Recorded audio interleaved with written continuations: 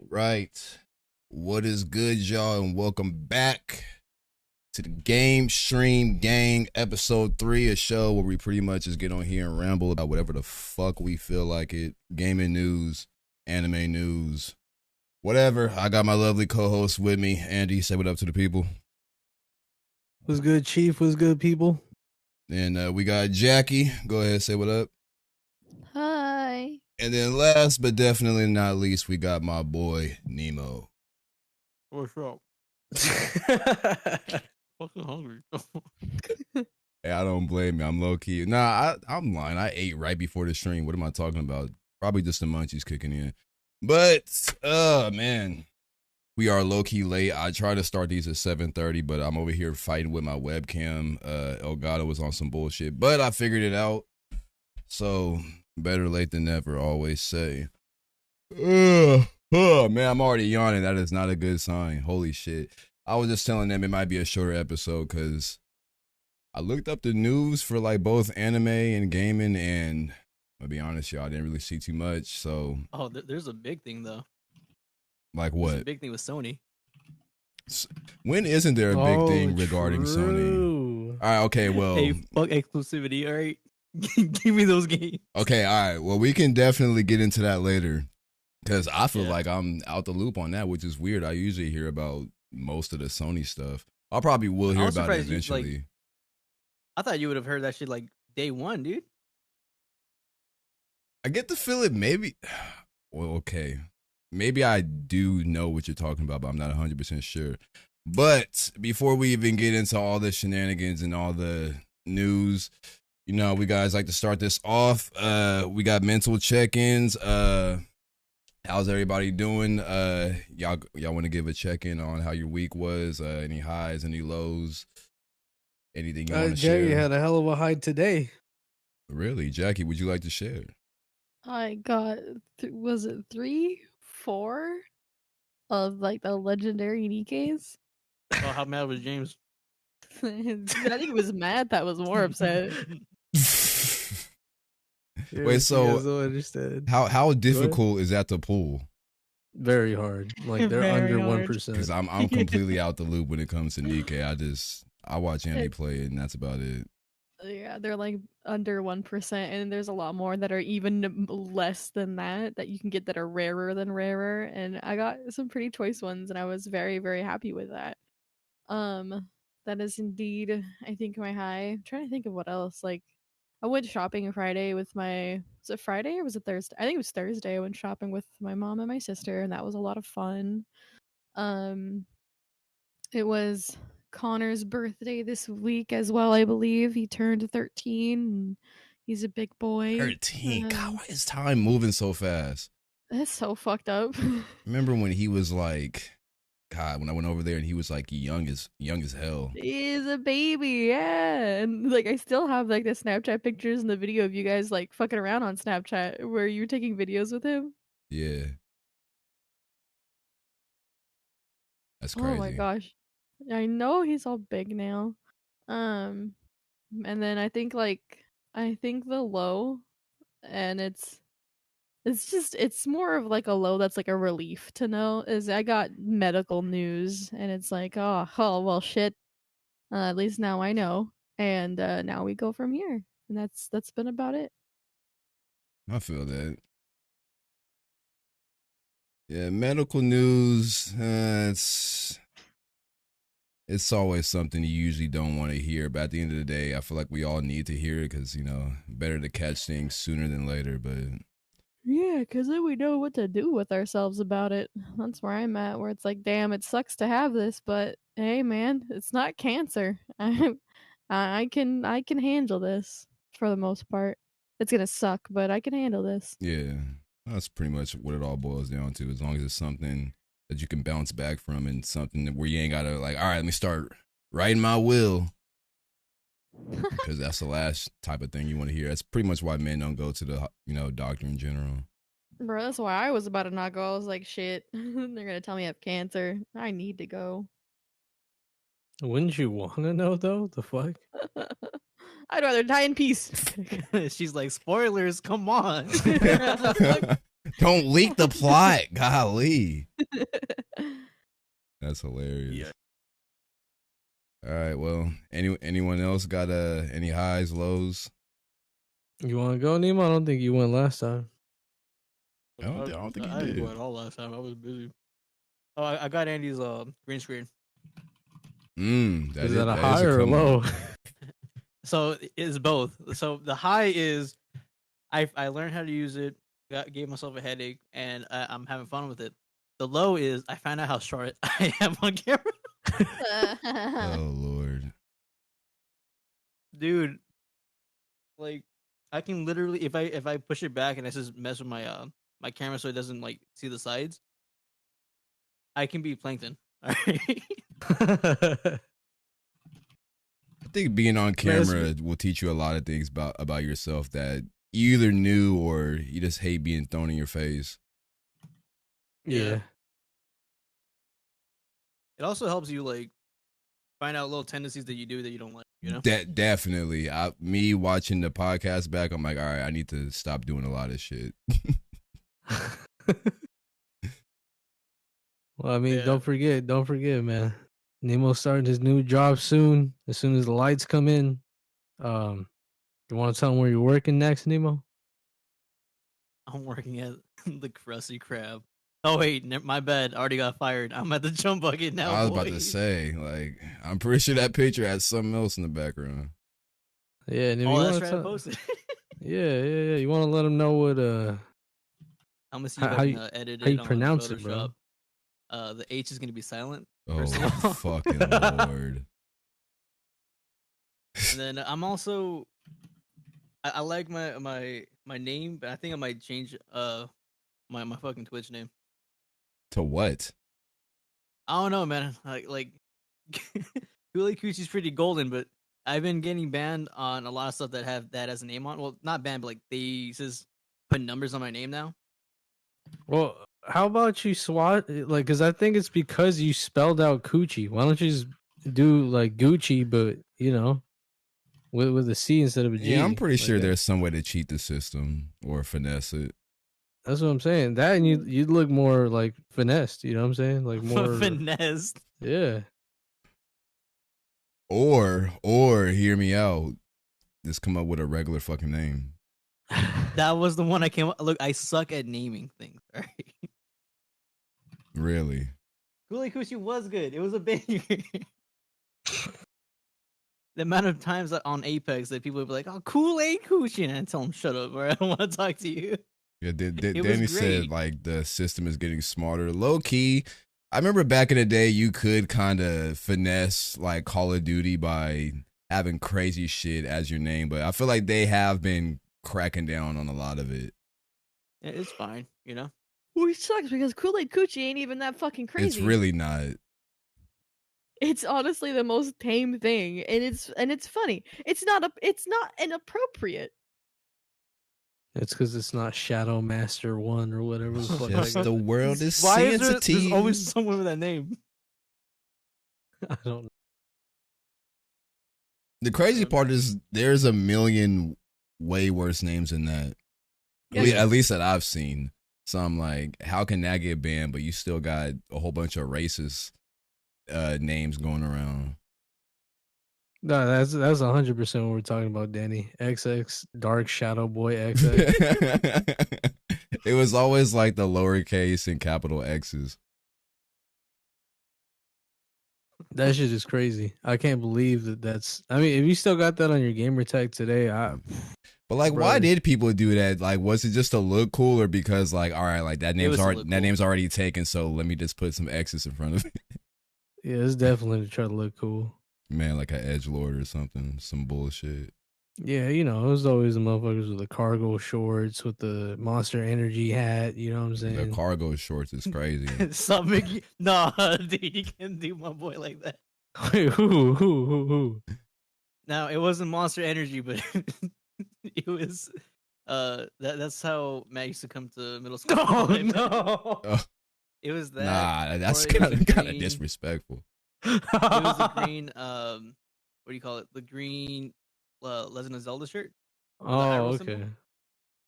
See, but that's not That's not the same, bro. You know what I'm saying? Like, No, it's not the same. That was a classic. that's what I'm saying. I guess for me, shit, I don't know. It felt like a pretty neutral week. I can't really say that there was like a low or a high, but I mean, if there's anything low, I thought Creed would be better. I thought Creed would be better. Oh, you guys saw it? Yeah. So Milo's right.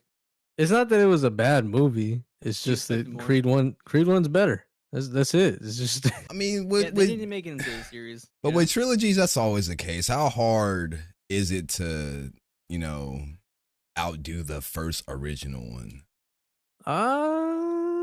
well, I mean, because the first one's always going to be the most memorable since it introduces this whole new world and shit that you're going to be exposing yourself to. But Shrek did it. All right.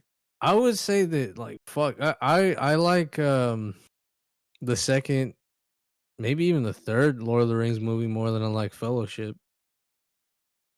I haven't really seen those, so I can't speak on that. But I feel like that might be a little different, though. I feel like when it comes to anthology stories where there is a full story, because the story for Lord of the Rings doesn't actually complete until the very end of the third movie, that is a good point. Whereas stories like where you get the Creed 2, and Creed 3, Creed had a full story that came start to finish. Creed 2, kind of. Creed 3, kind of. I think that's the problem with movies and people that make movies that don't think about, okay, what if we do a sequel? What if we do a trilogy? What if we do an anthology? So I feel like when writers do that, just like with the new Star Wars trilogy, like they had the first start going for them where they knew they were going to do 3 movies and then drop the ball by making them 3 separate movies and not writing them as a full story cut into 3 parts. Whereas you get something like with like the Harry Potter movies can be a little different because sometimes the Harry Potter movies do have a beginning to finish in the movie itself. So a lot of people like several different movies in the Harry Potter line for themselves for one reason or another. And that's totally fine too, because those are individual books. They have to kind of have a start to finish until a certain point where you get to like the last 3-4 movies where you're continuously going on that journey of a story together through the whole movie, through the whole book.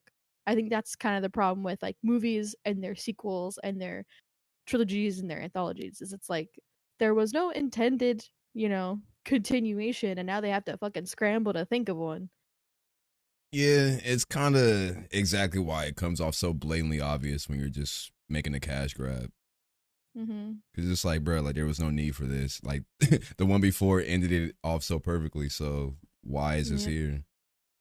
Versus where it's like, what, Nemo, you saw the Puss in Boots one, right? That just came out. Fucking banger. See what I mean? And then you get some where you're like, nah, like this one that just came out better than the rest of them because I don't know many people that Jack Horner, that's my guy. But see, that's my gripe with Toy Story because they're making a 5th one. And I'm like, bro, the 3rd one ended so perfect. Andy goes to college, he gives away his toys. Like, what can you do after that? And I don't remember much of 4, but 4 did have something to do with Bo Peep, and I remember the ending. I was like, okay, like this actually wasn't all that bad. But how the fuck are they gonna do a 5th one?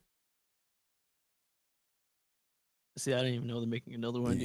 Yeah, so beats me. If that just feels like a cash grab at this point, then R.I.P. Toy Story. I guess that's the last one that's going down the drain. There's so many cash grabs. Like, see, yeah, but like, okay, what would you consider a cash grab, Nemo? Because like the way I see it, everything on Disney Plus. I'm kind of willing to say Bluey was a banger. All right, I'd be watching that show with Natty. All right, I like that shit. I'm kind of willing to say that this Creed movie was a cash grab because it really didn't need to happen. You know what I'm saying? Yeah. Like the John Wick movies, I mean, the one that's coming out, like that's necessary because they fed us some bullshit where it's like, oh well, now everyone wants to kill Wick because of that hit, right? And at this point, I'm like, bro, hold on. But is he gonna live though? Like, I mean, I know it's fucking John Wick, but I want to see if this motherfucker pulls it off. You know what I'm saying? I think it's still safe to say like 2 and 3 are still definitely motions for a cash grab that just happened to have plot. You know, I think it's still Yeah. grounds to say is John Wick did well, really, really, really well, the first one, and they're like, you know what, fuck it, we can make another one, we can make some more money, and then they did the smart thing by giving it a story. I think it can still be considered a cash grab, but it's great. It's still good. It still has. Yeah, it still had a story. It's one thing when you actually like do a cash grab, but it's actually good. It's like, all right, you know, I'm not mad at it. Yeah, I'm not mad. I'll give you my Like, take my money. Exactly. Versus something blatant where it's like, oh, like the Star Wars trilogy, the new Star Wars trilogy is just very much a cash grab for nostalgia. All of the most recent Marvel movies are cash grabs. I don't give a fuck what anyone says. They They're are fucking all bad. cash grabs after like the second Avengers movie. Every single one of them, because they all lost a point and a purpose. They're just being written to continuously grab money out of people, and that's it. There's no like actual story or weight to the movies anymore. There's not. It's a cash grab. And that's my number one problem with the Fast and the Furious series. I feel like they think. Oh yeah, that's a great example. I seriously believe that You they're talking about under my family like that, they're right? under the impression that they're like a successful cash grab when they don't realize that half of the people are just laughing at them. Like, bro, what the fuck is even going on at this point? You got freaking Aquaman, like, yeah, like 3 movies ago, you hit me with a safe. I come back to get revenge. Like, who the fuck cares about this? Bro, but like the thing is, right? It's just like Morbius. Like how bad that shit was, and they got so much hate that they put. Yeah, they brought it back in theaters because they're like, oh yeah, everyone's talking about it. It's great. Like what the? I don't think they're talking about it because it's great. I know, that's what I'm saying. It was trending. They said, "Oh, we can probably get some money off of this right now," and then they lost more money. I think that has to be like the biggest L actor in recent decades, bro. Jared Leto has been such a fucking clown. Yeah, he's not bad. He's just been dropping the bag tremendously. All right, name a movie within the last 10 years that he's been in that hasn't been fucking like his role isn't just dog shit. In the past 10 years. Let me pull up IMDb real quick. Even anything viable. I definitely can't think off the top of my head. I'm gonna have to pull up some type of source. He has one good one, and I'm pretty sure that came out like I want to say around the 2012-ish. I remember. So he had the Joker shit in Suicide Squad. He had bro, that was ass. We both know. No, I'm not fucking saying it's good. I'm listing the ones. Okay. He had Morbius, and then the third one was like was it a religious movie? Or was I can't remember. Jared Minnow is crazy. Would you say his Joker is ass, or would you say it's mid? It's ass. It's ass. There's no personality, even though he tried so hard to do method acting. It still is kind of just like, dude, yeah, there's no real original effort, which I guess goes to show where it's like when someone does it so well, you can't beat it. Just like with the portrayal of Harley Quinn, nobody can do it better than the animated series Batman voice actors did for Harley Quinzel and for Harley Quinn, because she did such a great job in giving that character enough character that even the comic writers adapted what that voice actress did, and now that's just Harley Quinn across the board. There are select actors that have done a really good job with Joker and of taking it miles.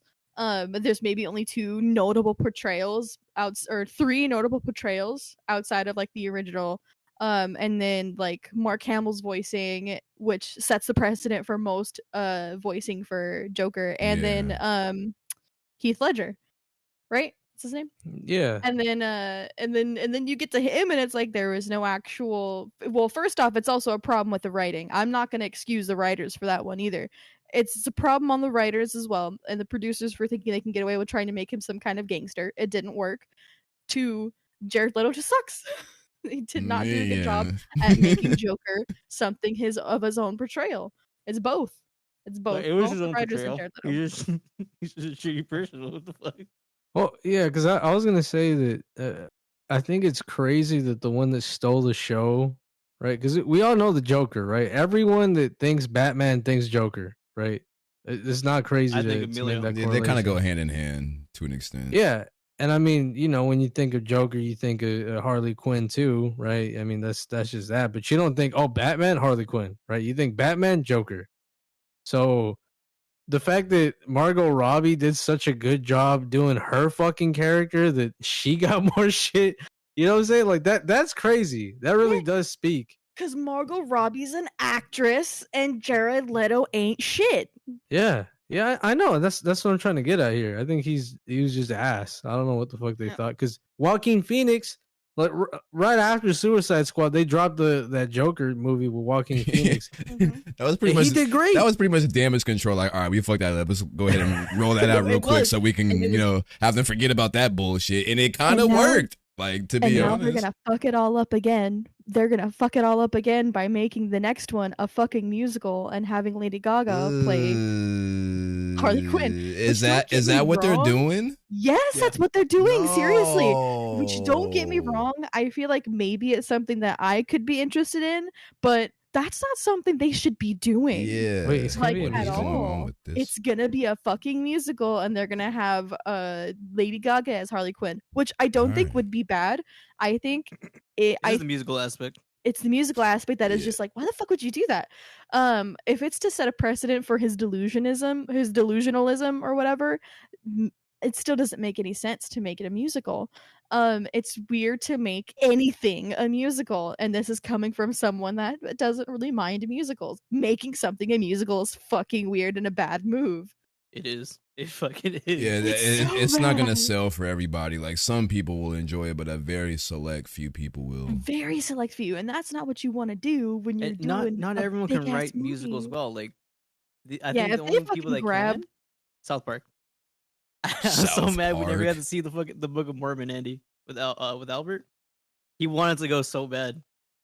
Dude, you could just YouTube it. I don't want to YouTube it though. Then shut the fuck up. You must not want to see it that bad. Not that bad, right? Exactly my point. So why the fuck would I waste money to go watch it live if you don't even want to watch it free? The fuck? I don't want to. Jesus. Oh, But, okay. aren't they also making a new Batman movie with? I think the new villain is gonna be, well, not really new. It's gonna be Mr. Freeze. I think. Are they? Mm. I don't like the idea of a Mr. Freeze main villain either. I get, they did Riddler and that played out really well, but I think even in the comics, Mr. Freeze didn't have a great villainous impact. The next one I feel like should have been maybe Was he even a Two-Face or villain? something. He was.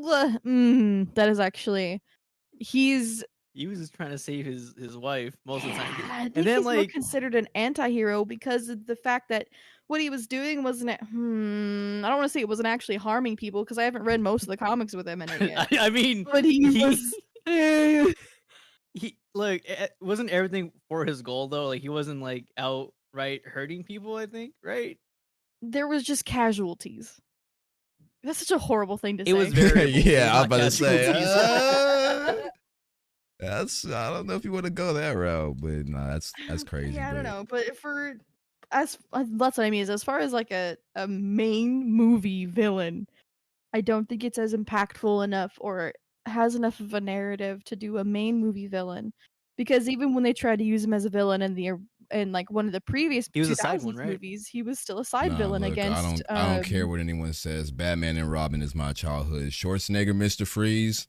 This is the shit. That's my This shit, is bro. shit. But see, even he wasn't just the main villain. It was like most of them put together. Poison Ivy and Bane and all that shit. Mhm. And it was really good. And I don't I think it's still too early to do Bane. I think it's still too early to do Like I don't Bane think on a larger scale, but Robert Patterson's back is not ready for Bane. All right, he needs a yoga for that fight. tough. Oh, Yeah, no. honestly, I didn't know, care. Like, Andy gives me shit, but I really like that movie. That's by far one of my favorite movies. The Wait, new I Batman. only Which- give you shit. Which one, the because new you- one? The new Batman? Oh, the new one was Yeah. fire. No, I That shit know. was I, great. I'm not giving him shit because he likes it. I like it too, but he extra likes it because he was like, man, he was so handsome in that movie. He I was like, bro, so handsome. He likes them pathetic looking. I swear to you, Jordan, for like a week straight after that movie Like, came damn, out, this we all man went to go is see it. handsome. That's all he kept saying out of nowhere. Bro likes like, no it for one the asked wrong him, like, reasons. yeah, I was, no one was like, oh, what'd you think of how he looked? Like, no, he was just so handsome in that movie. I'm like, what the fuck? That's my bet, man. All right. No, but now I gotta ask you guys: do you guys care if they make 3-hour long movies again? Depends on the Depends, movie. yeah. If Yeah, you can shit. keep me entertained. If 'Cause, you're gonna like- give me something else, it's like if you make sure to make it as epic and as cared for and as loved as something like Lord of the Rings, where there's clear dedication to the craft of movie making, yeah, I will sit there for 3 hours, several 3-hour movies, if I get to see craftsmanship like that again. If you're gonna make me sit down through fucking 3 hours of Doctor Strange like the last one was, I'm gonna kill someone. I will bomb headquarters. Whoa. No, they can take that seriously. I will commit arson. I don't give a fuck. Do not make me sit through 3 hours of CGI. But That is bullshit. nobody made it you up, cut it sit. up. Nobody made you sit through it though. Yeah, I know. It's the fact that it exists. No, it's the fact that it exists. Oh, well, All right. I mean, It's not right. It's not right. There's a lot of labor laws that are definitely being fucking ignored there. There's so much shit being underpaid, especially when it's just the CGI shit. There's a lot of conversations about that, and that's a whole different conversation here too. yeah. That's what I mean. Whereas it's like, no, that's not okay. But if you're gonna give me something that's worth sitting down for 3 hours, where this team put in a lot of hard work, put in a lot of love and care, there's craftsmanship involved, yeah. Okay, cool. Proceed. Yeah, when it comes to long form of content, my number one rule is if it feels long, I don't like it. If it doesn't feel long, then cool. No, because the Batman movie, I swear to God, it only felt like an actual hour for me. And I liked how they kept showing like the people he beat up. Just they stay beating up. You know what I mean? Nah, he was whooping ass. Yeah. Because I can save the city, but these hands. Me and Kennedy went to see I think it's called Nightmare Alley, and it was produced by Del Toro, and it looked interesting. And we were sat there and we were like, damn, we felt every minute of those near 3 hours. It wasn't bad. It wasn't bad the It whole was bad. time. No, It because was the whole bad. time we were like, holy shit. We were paying attention, but we felt every minute, which was the weirdest fucking movie experience we had ever had in our lives. Both she and I walked out where we were like, we weren't bored. We weren't bored. There was a lot of attention there, but holy crap, that movie was so long. It felt like 6 hours. But I think was that's just the thing insane. with horror movies. Like horror movies is like feel long but it because they're wasn't building even, like, things up. But it wasn't even horror. It was just like some kind of weird like thriller. I can't even fucking describe it. It's one of those movies where if you just happen to be sitting to watch it, sure. You have the time to watch it, sure. I don't know what the fuck that was though. That's a weird exception, I'll say, to where it was like, damn, that movie it needed to be 3 hours, but at the same time, what the fuck was happening there? Whereas like the fucking last Star Wars movie that was 3 hours had no business being 3 hours and having That nothing shit was- inside of it. Like I didn't watch the first two for the last horror movies. But I saw the last one and I was like, this shit is ass. I was playing Pokemon Go in the theater. All right, I got so many fucking Pokemon. But yeah, I mean- no, like that shit was just long. You're gonna say, Andy? I was gonna say that I think that we're in an era right now where they're remaking video games. I think certain fucking movies need a remake, dog. I won't lie. Like I want them to remake 13 Ghosts. Am I alone? Am I alone on that? Is that I the mean- one where is the haunted house that they brought people into? The Glass House. Yeah, where Yeah, everything's like with the glass. fucking, was it CGI or 3D effects that they had? No, it was VFX. Like that house was actually built. Like they actually built that whole thing. I didn't And even they know made that it so part. that- That's pretty crazy. Yeah. They had to use a special I don't know if it was a special type of glass or a special tint on the glass so that you wouldn't get reflections because otherwise you'd see a whole fucking camera crew. You know, it makes sense.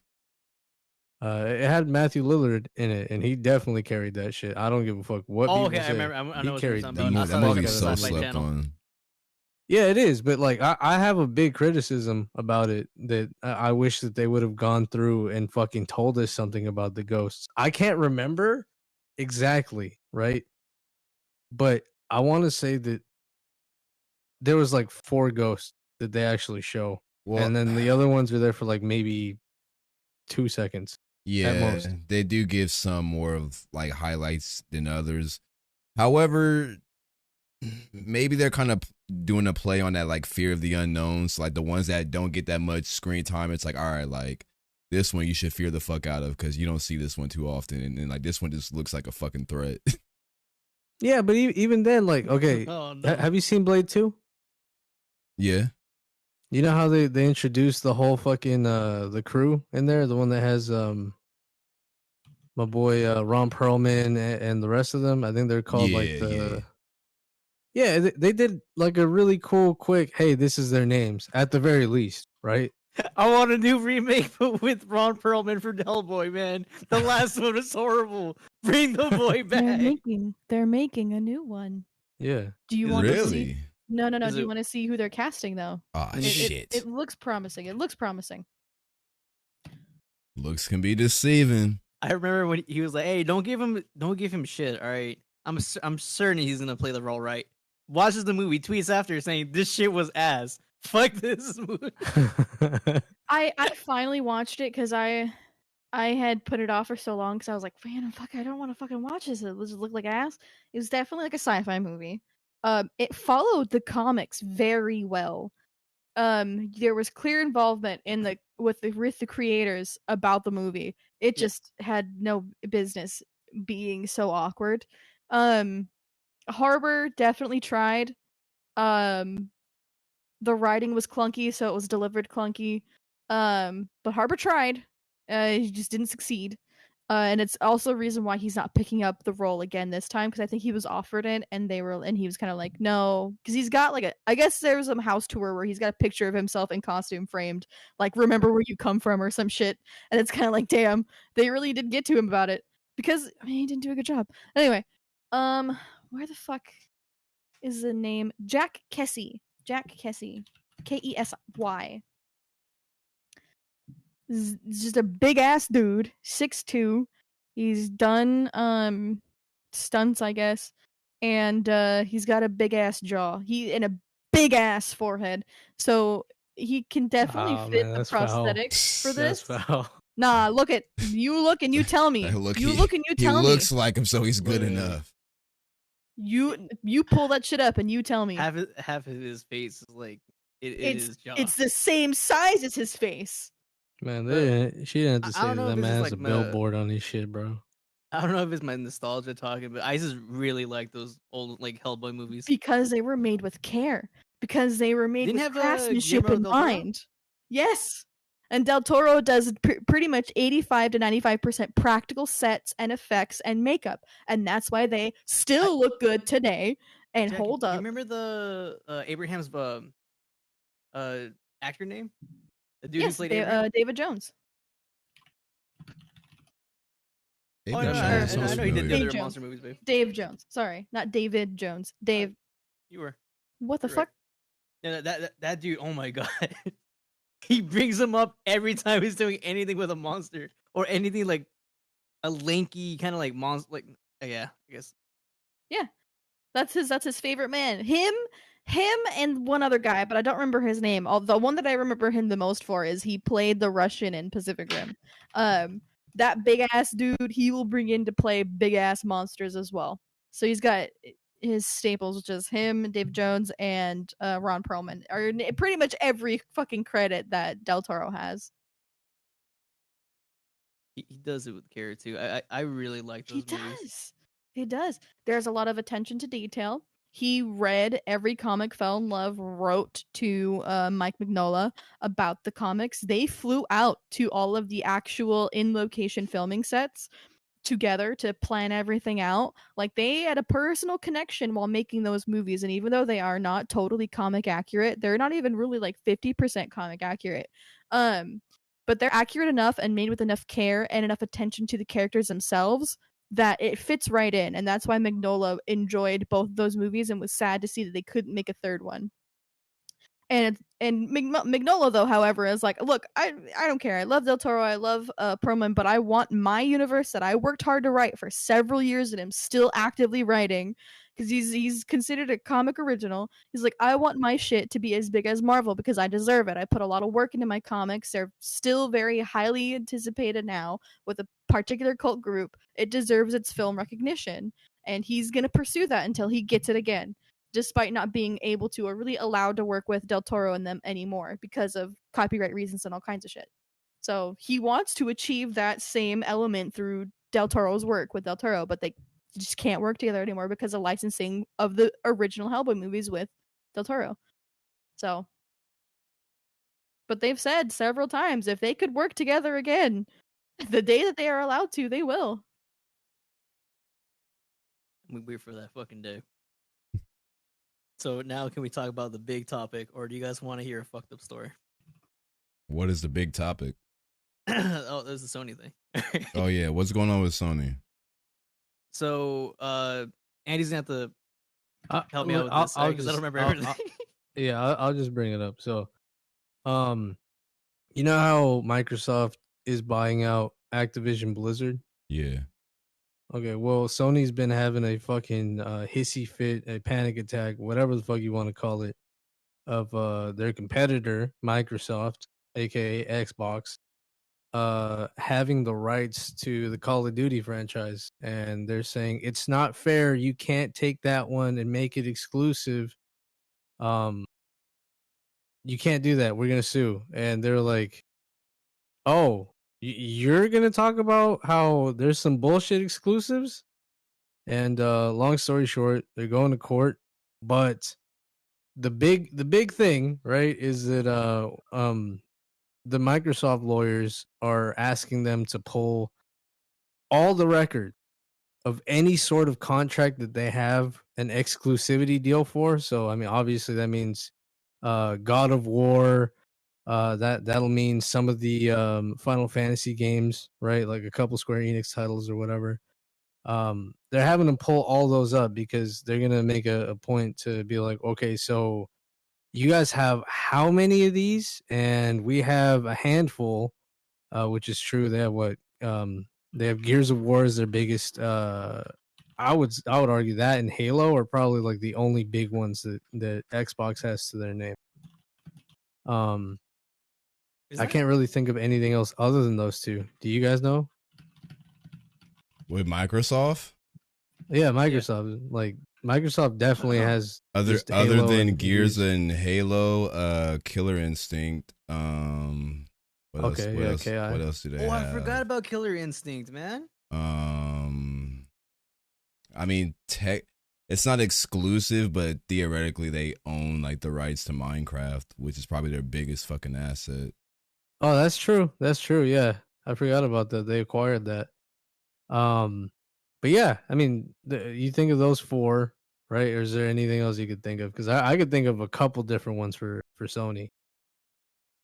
Wait, so let me get this understood. Is that basically the story that you guys wanted to tell me about? Is that they're going to court over that?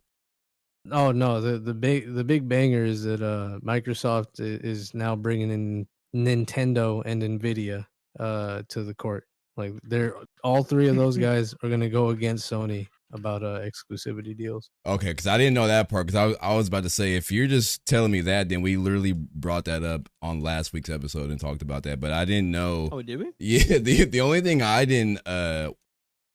Well, regarding Nintendo, the only thing I knew about them is they're bringing like Call of Duty to cloud streaming, so it can be streamed on Switch. But I didn't know about them involving Nvidia and Nintendo in the whole court situation.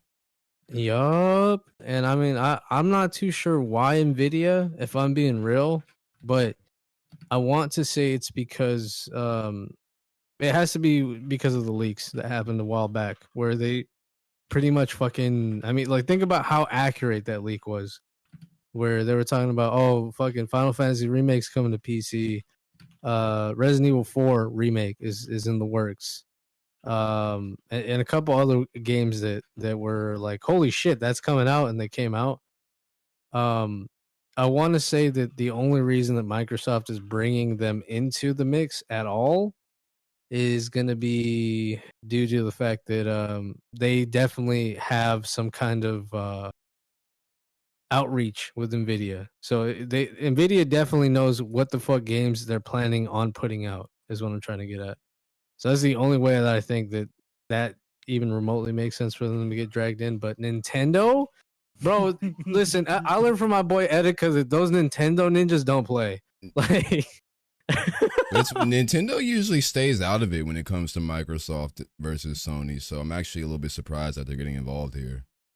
yeah, that's what I was saying. I was like, what the fuck? Because, I mean, if it was just, oh, Nintendo got brought up, then I'd be like, okay, it's not that big. But Microsoft literally fucking listed them as a contributing factor to their side that they're going to be using against Sony. And they agreed to take part in the whole lawsuit. So I'm assuming that they probably burnt something with Nintendo a while back. Maybe they wanted to bring some kind of Final Fantasy shit to the Switch, and they probably fucking gung-hoed that shit off, saying nope, that's Sony only. Which at that point, dude, you shot yourself in the foot, because Nintendo's way fucking bigger than Sony, I'd say. Yeah, especially like overseas. Yeah. I mean, like, oh man, I don't know. But yeah, that's pretty much what Nemo was talking about. Is that's happening? They brought this upon themselves because they were afraid of Call of Duty being exclusive, and Microsoft is now saying, "Nah, fuck you. You can't tell us what to do when you got this happening." Like, I mean, I don't really blame them. I really don't blame them. But I don't know. What are you guys thinking about that?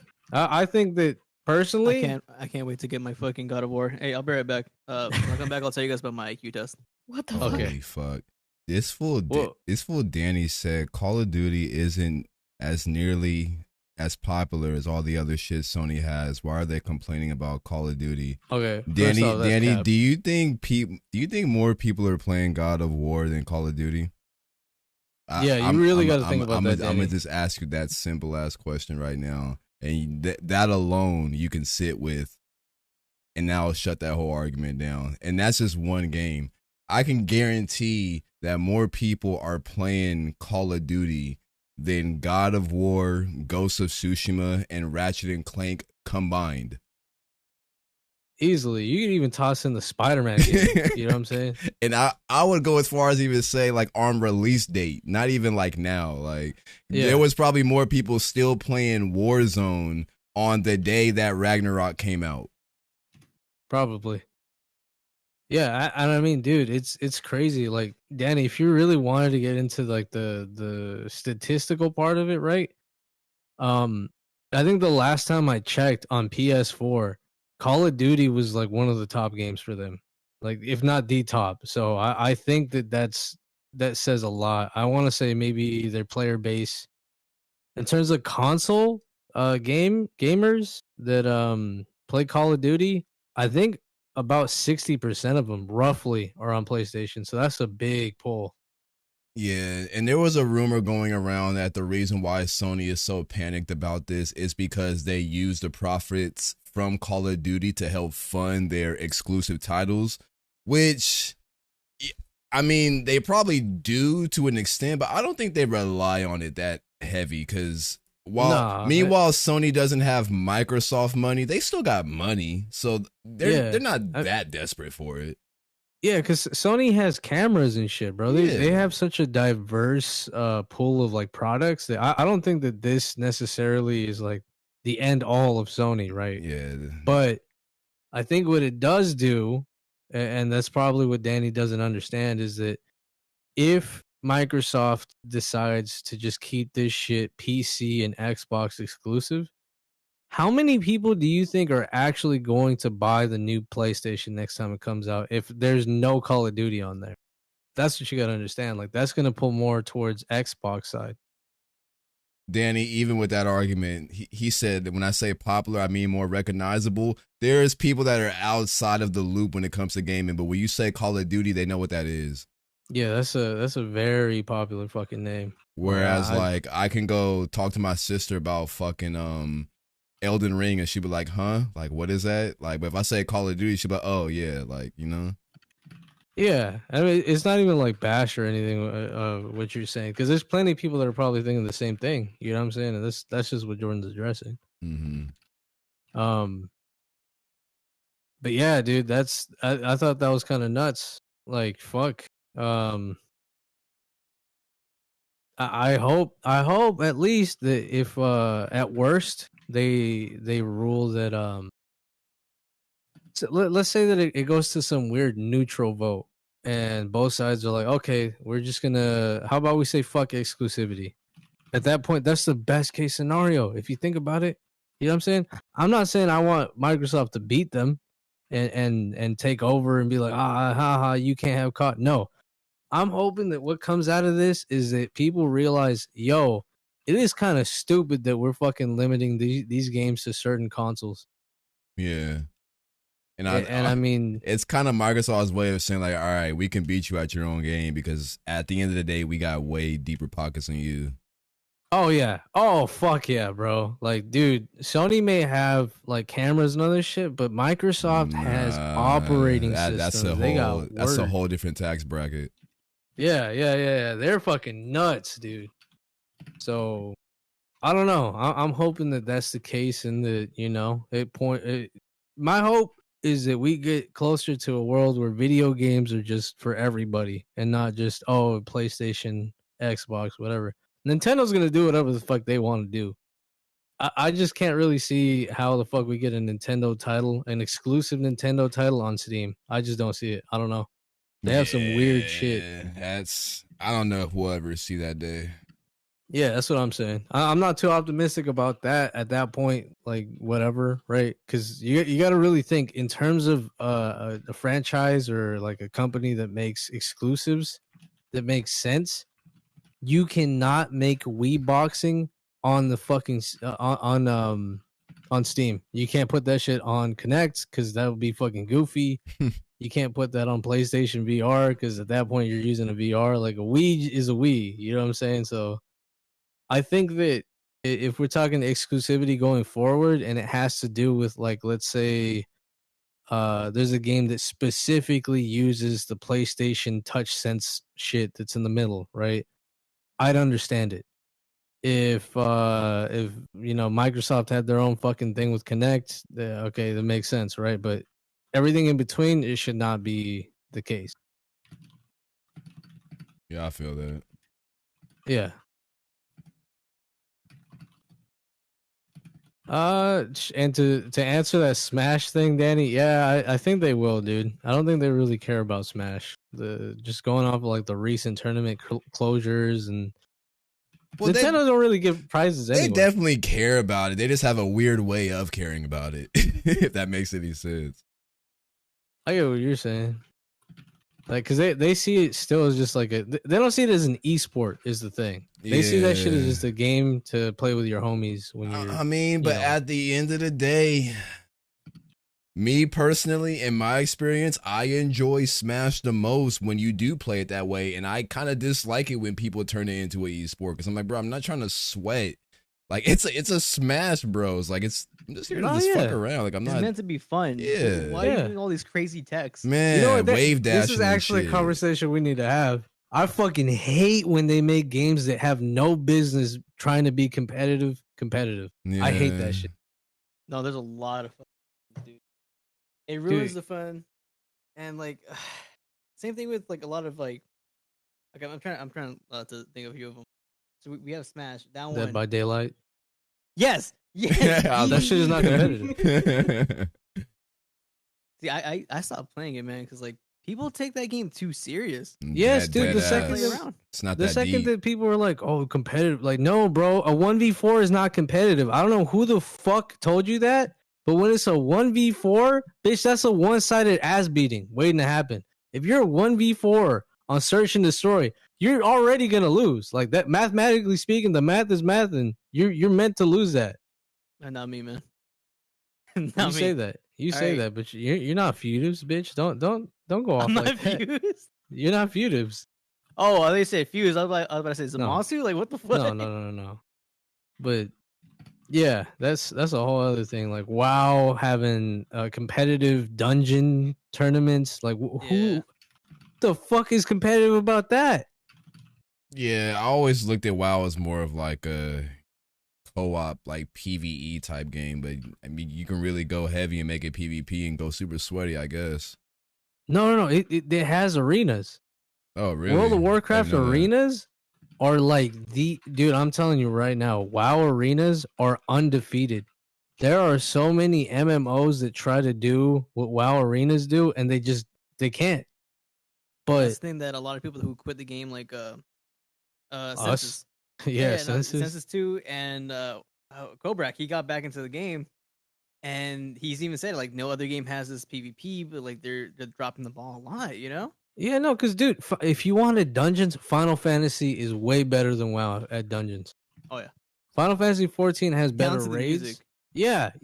No, dude, they have Dude, such better. No, when shit. I did the Earth boss, I can't remember what it's called. That music, oh my fucking god, that thing had me pumped, dude. yeah, I was like, let's go. And then we died. All right, we Yeah. Then we died. yeah, and the majority of the people that fucking started playing Final Fantasy, they were looking for an out because WoW PvP just sucks.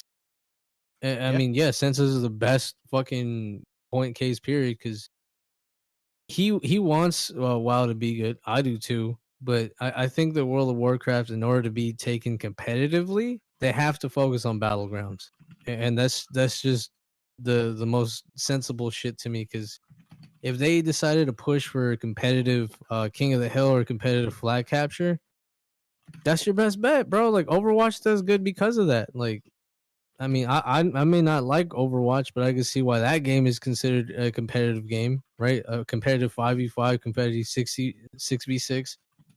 It just makes sense. But yeah, that's besides the point. I don't even know what other games they try to have like an esports tournament for, but I don't know. I'm not really huge fan of Smash in that aspect competitively or ranked or whatever. I kind of do feel like the developers didn't quite intend for Fortnite to become as competitive as it did. I think they just assumed that it would just be some game that would be popular for a little bit, but the second they included the whole BR system, it just caught wildfire and it turned into this whole like completely other thing. No, you know what? That's a great question that I have for that point. Then, do you guys think that there's any sort of competitive nature to a battle royale? Competitive nature? Yeah, it's like competitive in itself. Like if it's well, a battle yeah, royale, you're but I'm trying to fight saying to be like, the do you top think one. that there's fucking teams that should be arguing like because the way I see it, right? Call of Duty makes sense being a competitive thing because they don't have it like where you got to drop down to maybe get a gun out of a chest. You have a gun when you start, right? Yeah. Like if Search and Destroy was, oh, you have to rummage through fucking treasure chests to get a gun and then go try to fucking do the objective, I think that would be a lopsided, damn near not even competitive nature thing because of the fact that what if you get a Mozambique, Yeah. right? Like a stupid, shitty little pistol shotgun, and the other guy has a fucking LMG, and you got to get close to him to be effective. Like that would never fly. It's bro. like you can know what I'm have saying? some RNG elements in a competitive nature, but not to that extent. Yeah, that's what I'm saying. Like I think the most competitive I could say for like a battle royale type game, and that's not even on the game modes. Like I think that Resurgence on Call of Duty side of things, you could probably make that shit competitive because you drop with a loadout. Apex. I feel like Apex is just fucking hemorrhaging. Yeah, I mean that's kind of showing because I don't think a lot of people play Apex that much. Like, if you look at the statistics on who's playing Warzone versus Fortnite versus Apex, Apex is probably on the bottom right now. And that's exactly why they need Titanfall 3 to boost the numbers. Yeah, see, Titanfall, I can see that shit being competitive. Titanfall 2 is fire and it's so slept on. Like, people talk about it just for the campaign, the story. That was cool, don't get me wrong, but the multiplayer till this day, like, if we were to hop on right now, find a dope populated lobby, I'll run some matches on that shit. Yeah. Honestly, that was one game I never got to play, but I wanted to. That shit was fire. And Halo makes sense too because you start off with the fucking AR, the standard AR. You all get that AR, and then you can go get the other shit that's around the map. You can get the shotgun, the sniper, whatever the fuck, right? But base, you start off with a weapon, and you don't have to rummage and get lucky to fucking be competitive on that. That's why that works. Yeah. I mean, I don't know. I think that people need to. That's why I liked COD. Because besides how look if you can't really stream COD, I'm gonna be honest with you. The amount of shit that gets said because of that the death mic, it's wild. Nuts. Yes, but like you start off with the pistol. You know what I mean? You're not. Yeah, you do. You start with a pistol and two shields. Yeah, you're not landing with someone and they picked up a fucking shotty. They one shot you. It's not like that. You can shoot them in the air. You know what I mean? Yeah, that could still be a factor, right? But I found a shiny. What the fuck? Nice. It's not the end all because you start off with something, and I mean, I don't know. I think that too many games are trying to get pushed to like a esports title or you know whatever. What game did that day one? Huh? Do you guys remember Evolve? Oh yeah, that game came in I and wanted went. to play it. I wanted to play it, and like now that I PC and everything, I was like, oh, it's on PC. I can let me check it out. It's dead. Yeah, because it suffered from like the always online bullshit. Yeah, I mean, like the thing is the DBD is the same way. It's just, I mean, how much pull can you really get? Because DBD has at least the novelty of it being a catch-all for horror franchises, right? Yeah. Which they turned to. Like they didn't come out initially like that, but they when they started adopting, oh hey, let's bring in Leatherface, let's bring in Scream, Michael Myers, whatever the fuck. That's when they started seeing success. Because everyone wants to play their favorite like horror villain, you know? Yeah, I mean, there's no Michael Myers games. There's gonna be a Leatherface game, but that's how far out. And you got to be honest, DBD is the reason that they're making that game in the first place. You know what I'm saying? Oh, you know, they saw the people. I mean, look, Basement Bubba is just it's a lifestyle, you know? Yeah, I mean, it's a lifestyle that people hate and will, unfortunately, try to DDoS you on. Yeah, I'm so glad. dumb. I'm glad that game's coming out. I can't wait to play. I hope you two are buying it. Cause which one? I'm definitely playing that. Have you seen the Leatherface game that's coming out? I haven't. I've heard you mention it, but I haven't seen anything of it. So it's trailer's good. Yeah, it's not like DBD in the sense that, you know, there's one killer and then there's 4 survivors. They got to do gens or whatever. No, this is a straight up 3v4, and the survivors' objective is just to get out. Like they have to leave, and you know, there's 3 killers working together to try to fucking kill all of them. Which it's crazy how it took this long for a concept like that to come out in a horror game. It's always like, oh, we have to repair this and fix this. No, just get the fuck out. Yeah, it's plain and simple. A lot of games they just check out like, oh, DVD is popular, is making a lot of money because of this, you know? Yeah. I mean, Did like, you call I that hate a cash grab then? If a game makes another game like a different game? You cannot tell me that Dragon Ball Breakers needs to exist. That shit was horrible, dude. Day one, I was playing that shit, and I was like, it feels so wonky. But then we beat him up, and I was like, you know what? I'll play a few rounds. Sorry.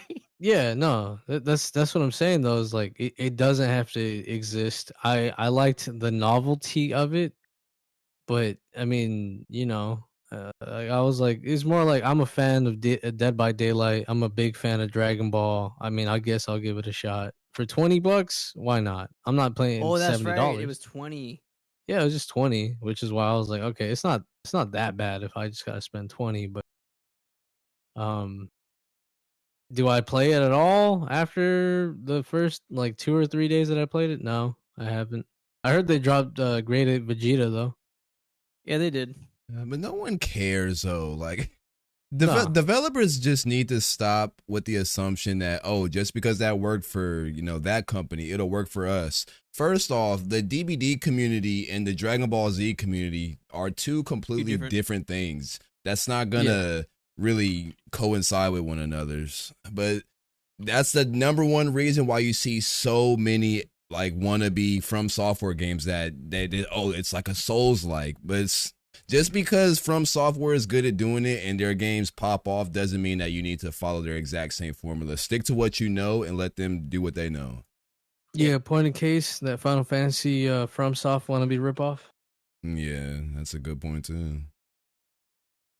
I mean, I heard that shit just had issues, man, and that's unfortunate because I mean we all know the Final Fantasy is kind of banging as a franchise. That's just kind of. But they got some misses. They're definitely not all hits. Nah, yeah, I think a lot of them are mobile too. The ones that miss. Yeah. No, I'm not saying all of them, but there's a lot of mobile games that they've made that just do not do shit. Yeah, like weird spin-offs and shit. Yeah. Don't get me I started think it's funny, on dude. like the Kingdom Hearts mobile spin-off. Yeah. That was like actually canon, and when you get to like the end of Kingdom Hearts 3, it's like, oh yeah, we're gonna mention this part from the mobile game. I'm like, what the fuck are you talking about? Kingdom Hearts kind of confuses me. That's the only game where I've heard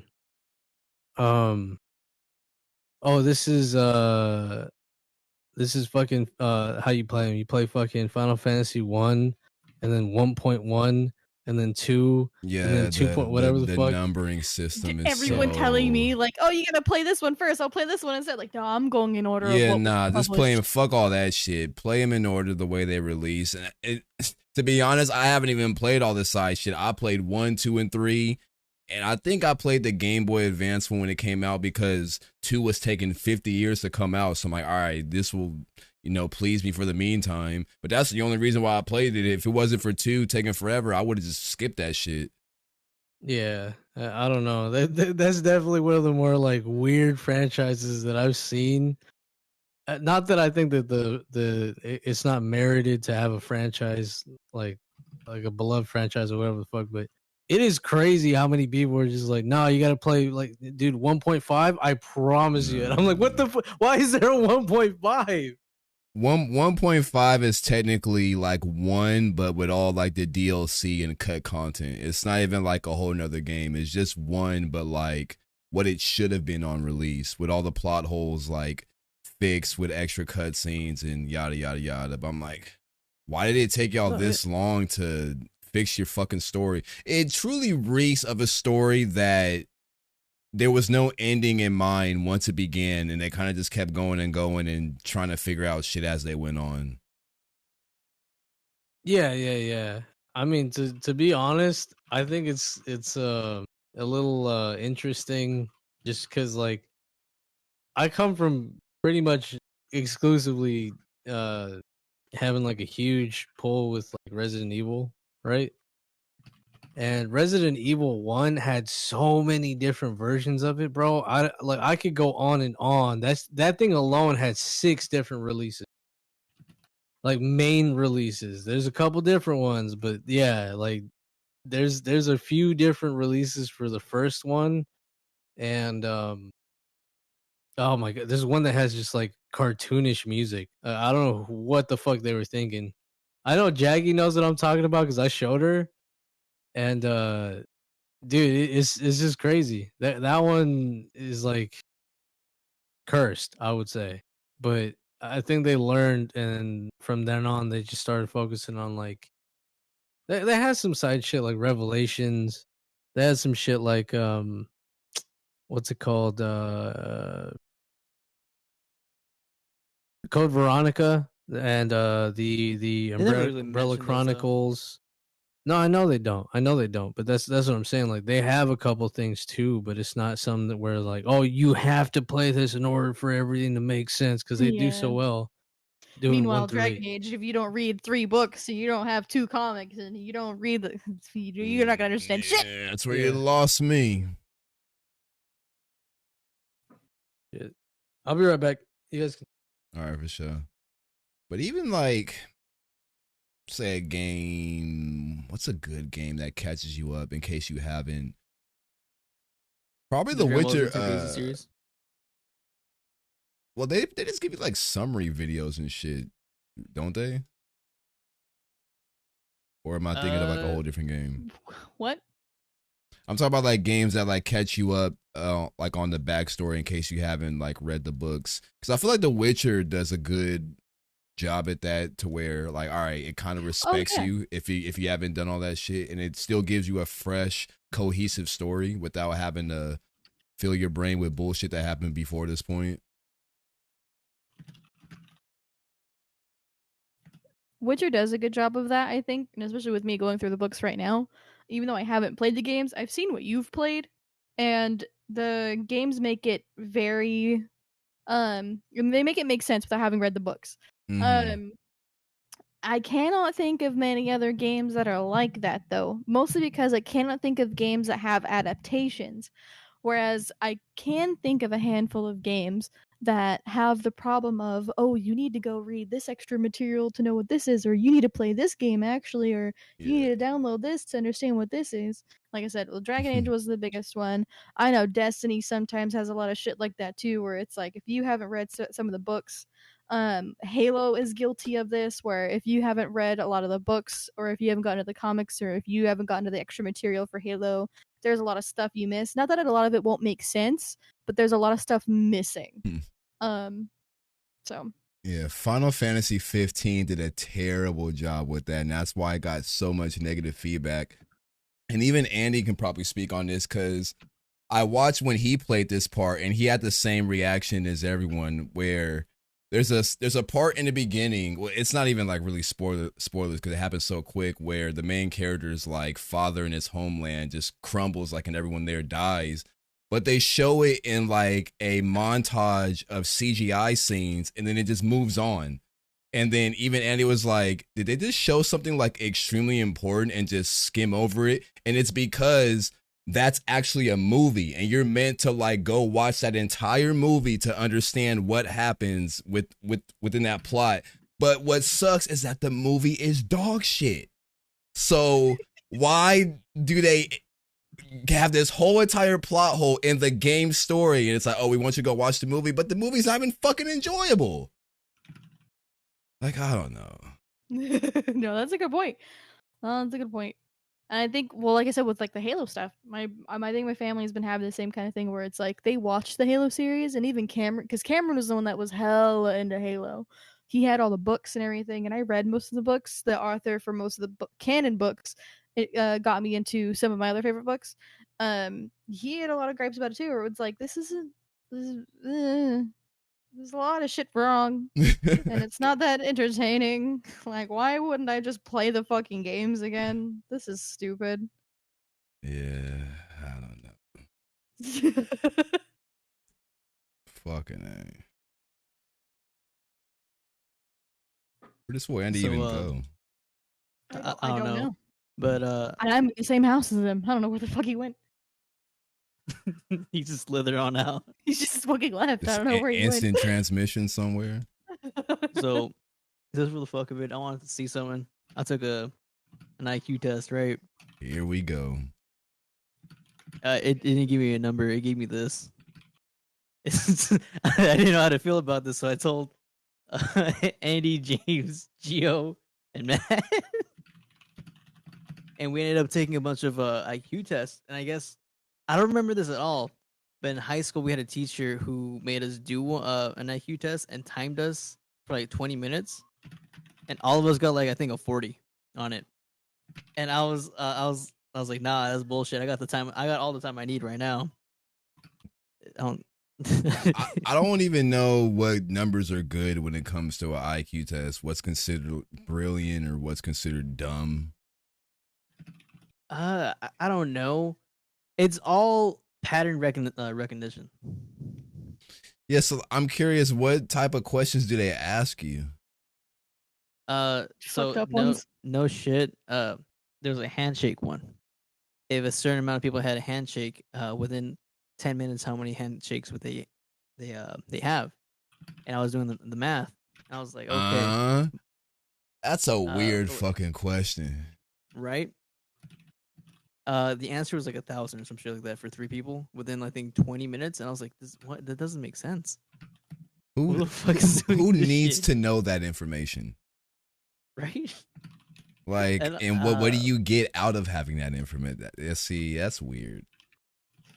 And it was the weirdest like questions, but me, Gio, and Matt were all taking it right like yesterday, like last night. And we all had troubles because we were like, this shit makes no these questions make no sense. Like absolutely no fucking sense. Yeah. But I ended up just getting bored. And I as a guest, I got 8 out of 30, and I wear that shit with pride. All right, I'll tell you this shit right now. Look, I'll tell you right now, people will make fun of that shit, but at the end of the day, I've met motherfuckers in my life that have all types of degrees, masters, went to college, and they're fucking idiots. At the same time, I know people that have been in the streets all their life, and they're brilliant. So there's people out there that love to hang, credentials over their head, but it's like, for what, They don't have common knowledge. Yeah, or common exactly. sense, Because you know what I mean? I've met a lot of people that have book sense but no common sense, and vice versa. So I wouldn't even like really be tripping off the fact I got a low IQ test. Because like even I said last night, like I might not have common sense, but at least I got like street knowledge, or I might not have like book sense, but I know what to do in real life situations. You feel me? Hey, have you had any people from like your high school class try to get you into a pyramid scheme? I don't know if it's like a pyramid scheme, but I have. Well, yeah, I guess so. Like they hit me up about like business opportunities. One dude, so I was doing some type of it was some type of contest on Instagram, and I had participated. And out of that, he basically saw that I was in it as well. He went to high school with me, so he reached out. He was like, "Hey, if I can like message you like on some spare time." And right then and there, like I was like, "What is this some type of business opportunity?" And that's what it was. He wanted to sell some type of product or something weird. But I'm like, I'm not interested in any shit like that. So I brought up the IQ test because I had one friend who was like smarter than me, like crazy, and one of them that I didn't know he was failing classes. Me and him was just like we would fuck around. We would shine like laser pointers in class at each other. But both of them tried to get me into a pyramid scheme. I stopped being friends with one of them because he was telling me a lot of stuff that sounded pretty good. Because out of high school, the first thing you want to do is you want to get money, so you want to get a job, right? Yeah. And it was like the young me was like, yeah, this shit sounds scripted. It sounds so weird. What the fuck did you order it? Huh? This fool went and got food. That's where he went. Oh, But I thought you gave me the coupon to do the order. both of them tried getting me into it. One of them was like, oh, if it's because I told him, nah, I'm good. Y'all can go ahead. It's I'll not be for right me. He back. goes, oh, why not? And I was like, Our food oh, came. because this I'll be right sounds back. You guys- kind of, For sure. it sounds like a scam. And he was like, oh, if it's really a scam, why am I doing it? I was like, dude, I'm not you. I'm just not gonna do that. All right, it sounds like sketchy to me. And after that, like we weren't friends at all. Like we had a class in college, Yeah. but that was it. And we only sat next to each other just because we knew if one of us needed the notes or not. But we didn't really hang out at all. I guess they tried getting some of my other friends, and I was like, what the fuck? To this day, some of them, like I guess Gio got hit up with a business opportunity that they tried getting me into, and I was like, man, I kind of felt bad, you know? Yeah, I get But- you. Because I don't know. I'm the type of person I hate to tell people no, but at the same time, I'm just like, you know. It's just some shit. Like I'm pretty sure Andy, you had someone try to get you into a pyramid scheme, right? I think he went to go eat. Oh, he went to go. Yeah, that's right. He went to go eat Yeah. fucking food. I don't know what the hell he ordered. It sounded like he got something big as hell, but I think they I got mean, pizza. yeah. Even like back then, before that whole incident, another one of my homies I was actually cool with, he wanted me to. They were selling like vacation like packages or something, but at the end of the day, I really do feel like the majority of it was a pyramid scheme. It wasn't really legit. We probably weren't even really selling people vacation packages. It was probably something where they get there and they're asked out of money. But I never really followed through with it. But I remember he had like got me my quote unquote like credit card, and he's like, all right, you go here, like make the account, and you can like sell shit by going door to door. I'm like, what? I never fully committed to it, but I started it, but that shit came and went. I get you. I don't know. Another one of my friends tried to get me into like selling, what was it? I think insurance plans and all that. Yeah. And I was like, what the fuck? They had me meet his I guess boss. It was for I don't know if I can even say the company. It's actually pretty local. And they're asking me like, "Oh, the second they hit you with, you can make your own hours. Yeah. You can make your own pay." I was like, "Nah, I'm good. I'm good." But Because that's exactly what I hate. People like they'll bring that up to me like as I'm doing Lyft drives, and they're like, "All right, like, so you make your own hours, right?" I'm like, "Yeah, well, since you're already doing that, you might as well do." I'm like, "No, bro, like I'm fine doing this. Like, leave that shit to you. Just let me drive. I'm not trying to hear it." dude, so you don't. All right. So do you talk to your passengers when you pick them up? I pretty much say hello, how are you? And after that, if they're quiet, I'm quiet. My number one rule is I talk as much as they do. So if they just say hi when they get in, they're quiet the rest of the way, so will I. But if they talk, then I'll talk back. All right, good. Because like for me, every time I took like Uber or Lyft, I was just like, oh, I'll just talk a little bit, and then I'm putting my earbuds in or something like that. Yeah. You know, because I'm just trying to get to my place. Yeah. Every I used now to and take- then you'll get drivers I want to talk your ear off, but for the most part, we really don't mind when you guys are quiet. But sometimes like passengers will feel like, oh, I'm being weird by being quiet. Now I don't find it weird at all. Like, there's no reason to make it awkward. Yeah. I used to take Uber a lot. When I would take the Greyhound from here to LA to go see Tat, and I got a story for the whole fucking Greyhound shit, dude. I met a convict on there. Golly. Homie, he just got out, and he was asking me some questions, and I didn't, I was not gonna. If someone opens up with, "Oh yeah, I just got out of jail," and you're like, "Okay, I don't want him to go back in, and I don't want to be the reason he goes back in." Yeah, definitely.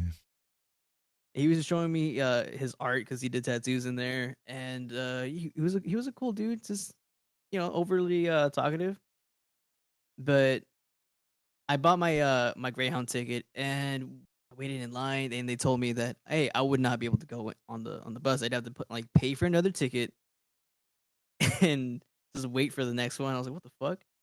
So this dude, he starts threatening the bus driver, saying he'll fuck him up. And I was like, bro, what the fuck? After like 5 minutes of the bus driver being, yelled at by this dude, he goes up to me like, hey man, so we got another spot for you on the bus. Made me sit next to the convict, and Sit next cool to dude. him. Oh yeah, they there was no other spot. They made him scoot over, all right. But after that, I would take take an Uber to Tat's house, and go from dating right there. I would get I'd say it was 70% normal, 30% like shut the fuck up drivers. Yeah. One of them always kept like, I don't know why I'm making it sound like I had him like multiple times. He was just like, he kept talking about the grind, after I said hello, how are you? And he was like, oh yeah, I'm good. This is on this grind, I'm trying to get, I'm trying to make it. And I was like, oh yeah, that's good. And then he kept talking about the grind. He kept talking about how many hours he was like driving, and I was like, oh that's cool. That means you like it, right? And he looked at me and goes, I mean, he's got his ups and downs, you know what I mean? I was like, okay. And we picked up this one dude. It was a waiter, and he was also about that grind mindset. And they were both like hyping each other up, talking about how they're gonna make it. We drop off the, the waiter first. He leaves this dude a $20 cash tip. Have you ever had someone give you cash? Every now as a and tip? then. It's rare, but it happens.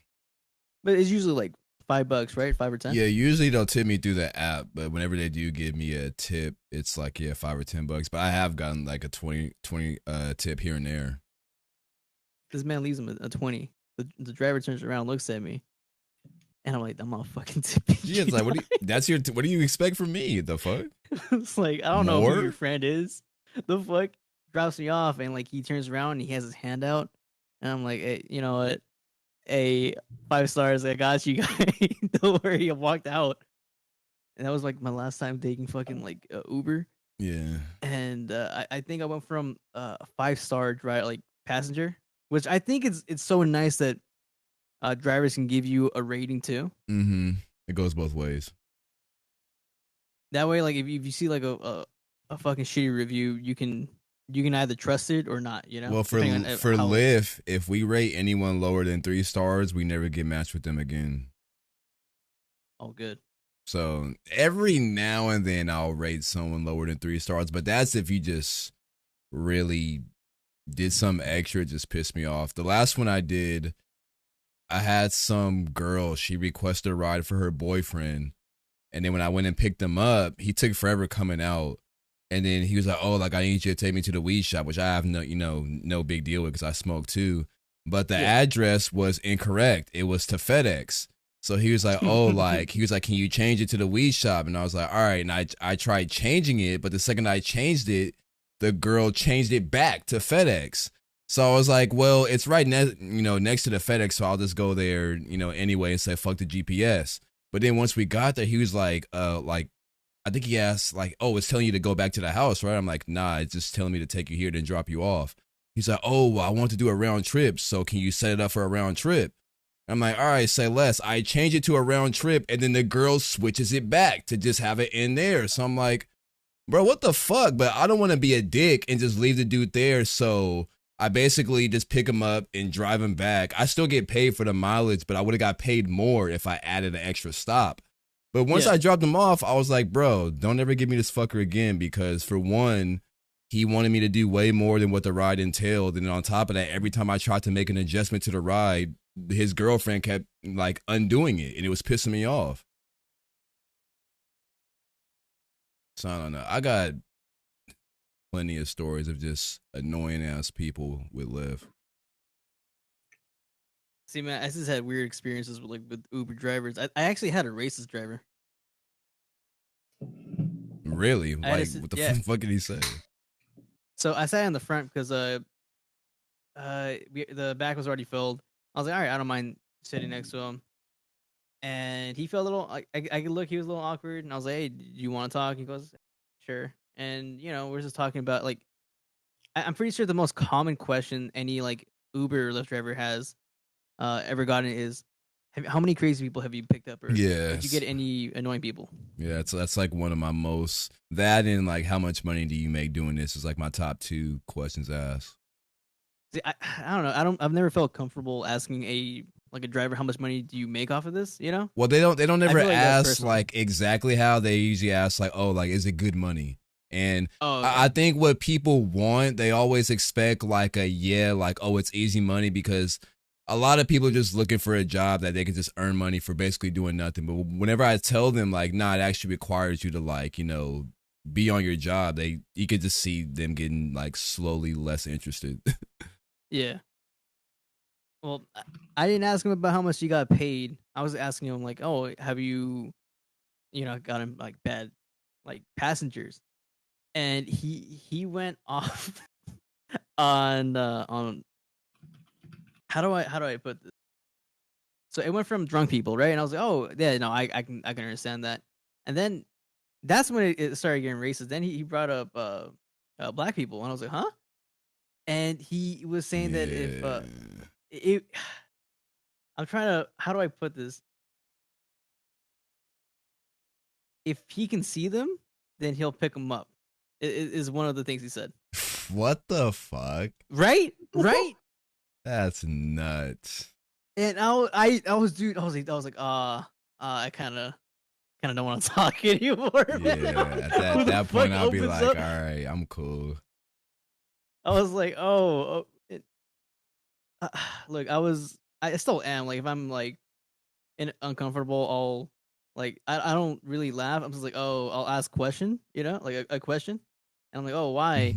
And then I was like, fuck, here I go. And he went into like a story on how I guess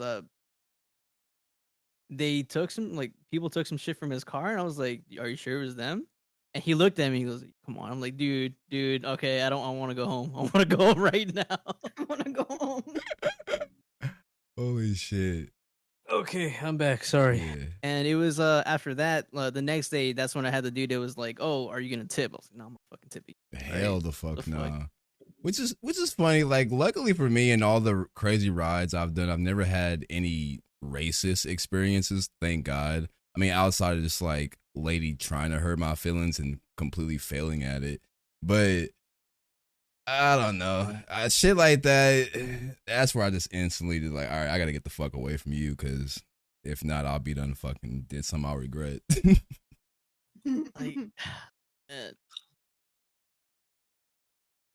my bad. Like, we're watching Breaking Bad in the back. That shit is good. That shit is good. I've been like considering going back and rewatching that shit from the beginning. Dude, I'm like looking up and trying to talk. This shit is. We're on like what, 4? Episode 2? Really? Oh, they're long episodes. Okay. Oh no, wait. Yeah, long episodes. Okay. But yeah, no. After that, I got lucky because Albert was like, "Oh, you've been driving well. Let's help you get a car." I was like, "All right, let's go." And I never had to worry about that again.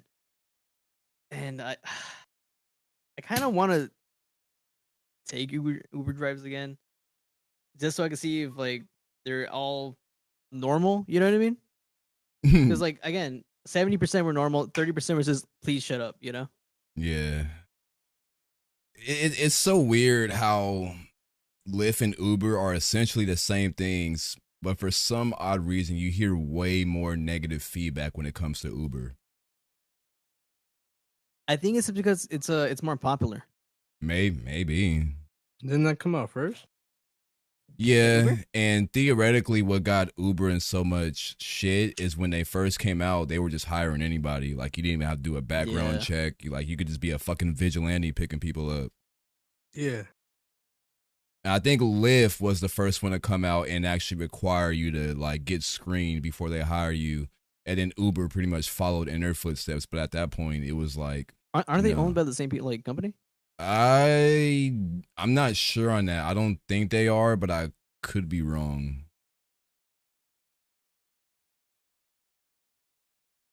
And then all right, so if you had to give like a percentage, how many people actually tip after a ride?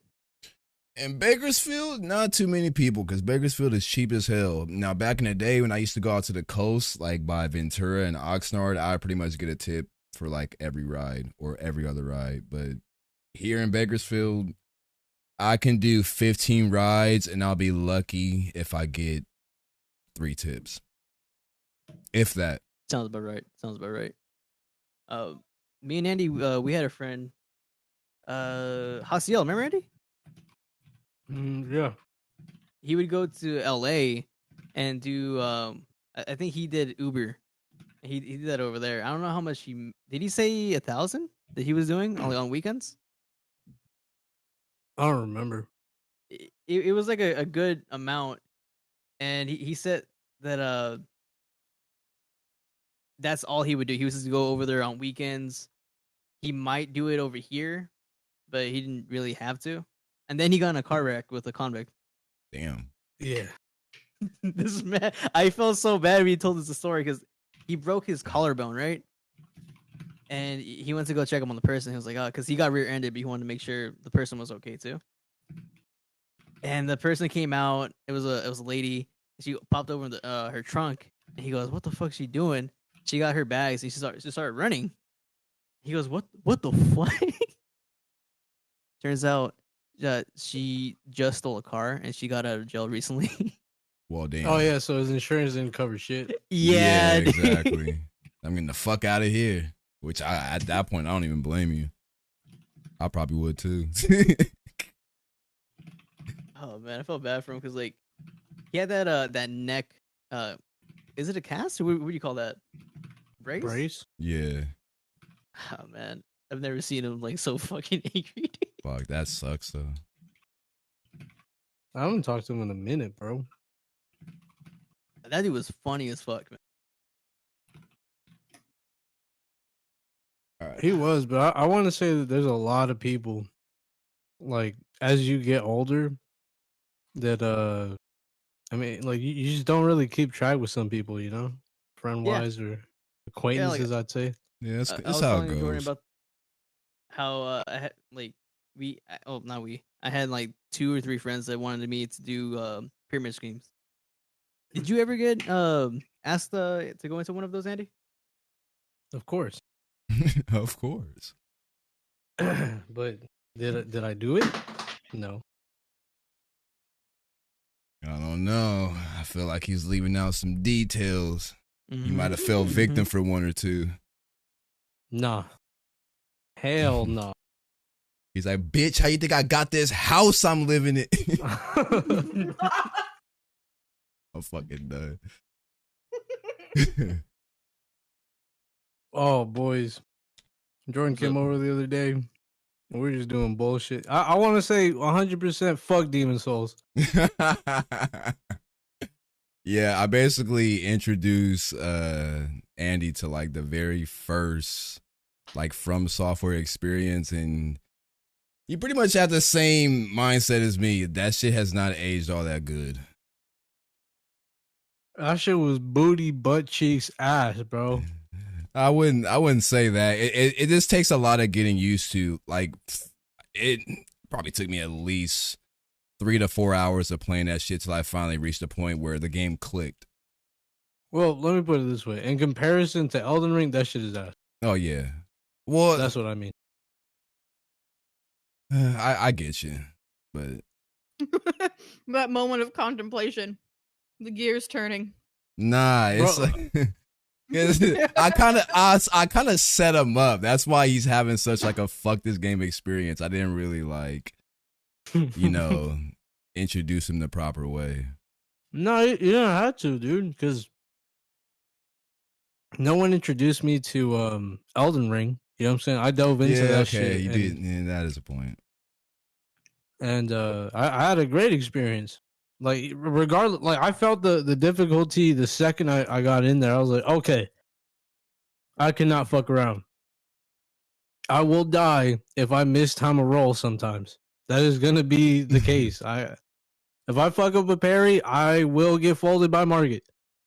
Like that's just how it was, and I was okay with that. With this game, there was so much shit. Just the lock-on feature, Nemo, would piss you the fuck off.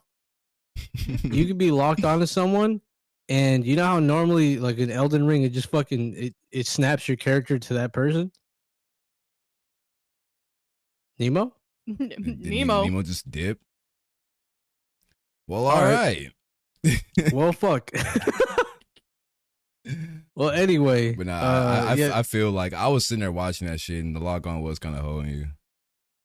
I mean, you know, I'm not making any excuses for myself, but that's definitely somewhere I was like, dude, this does not feel right. Like they did not get this shit right until Elden Ring, I feel.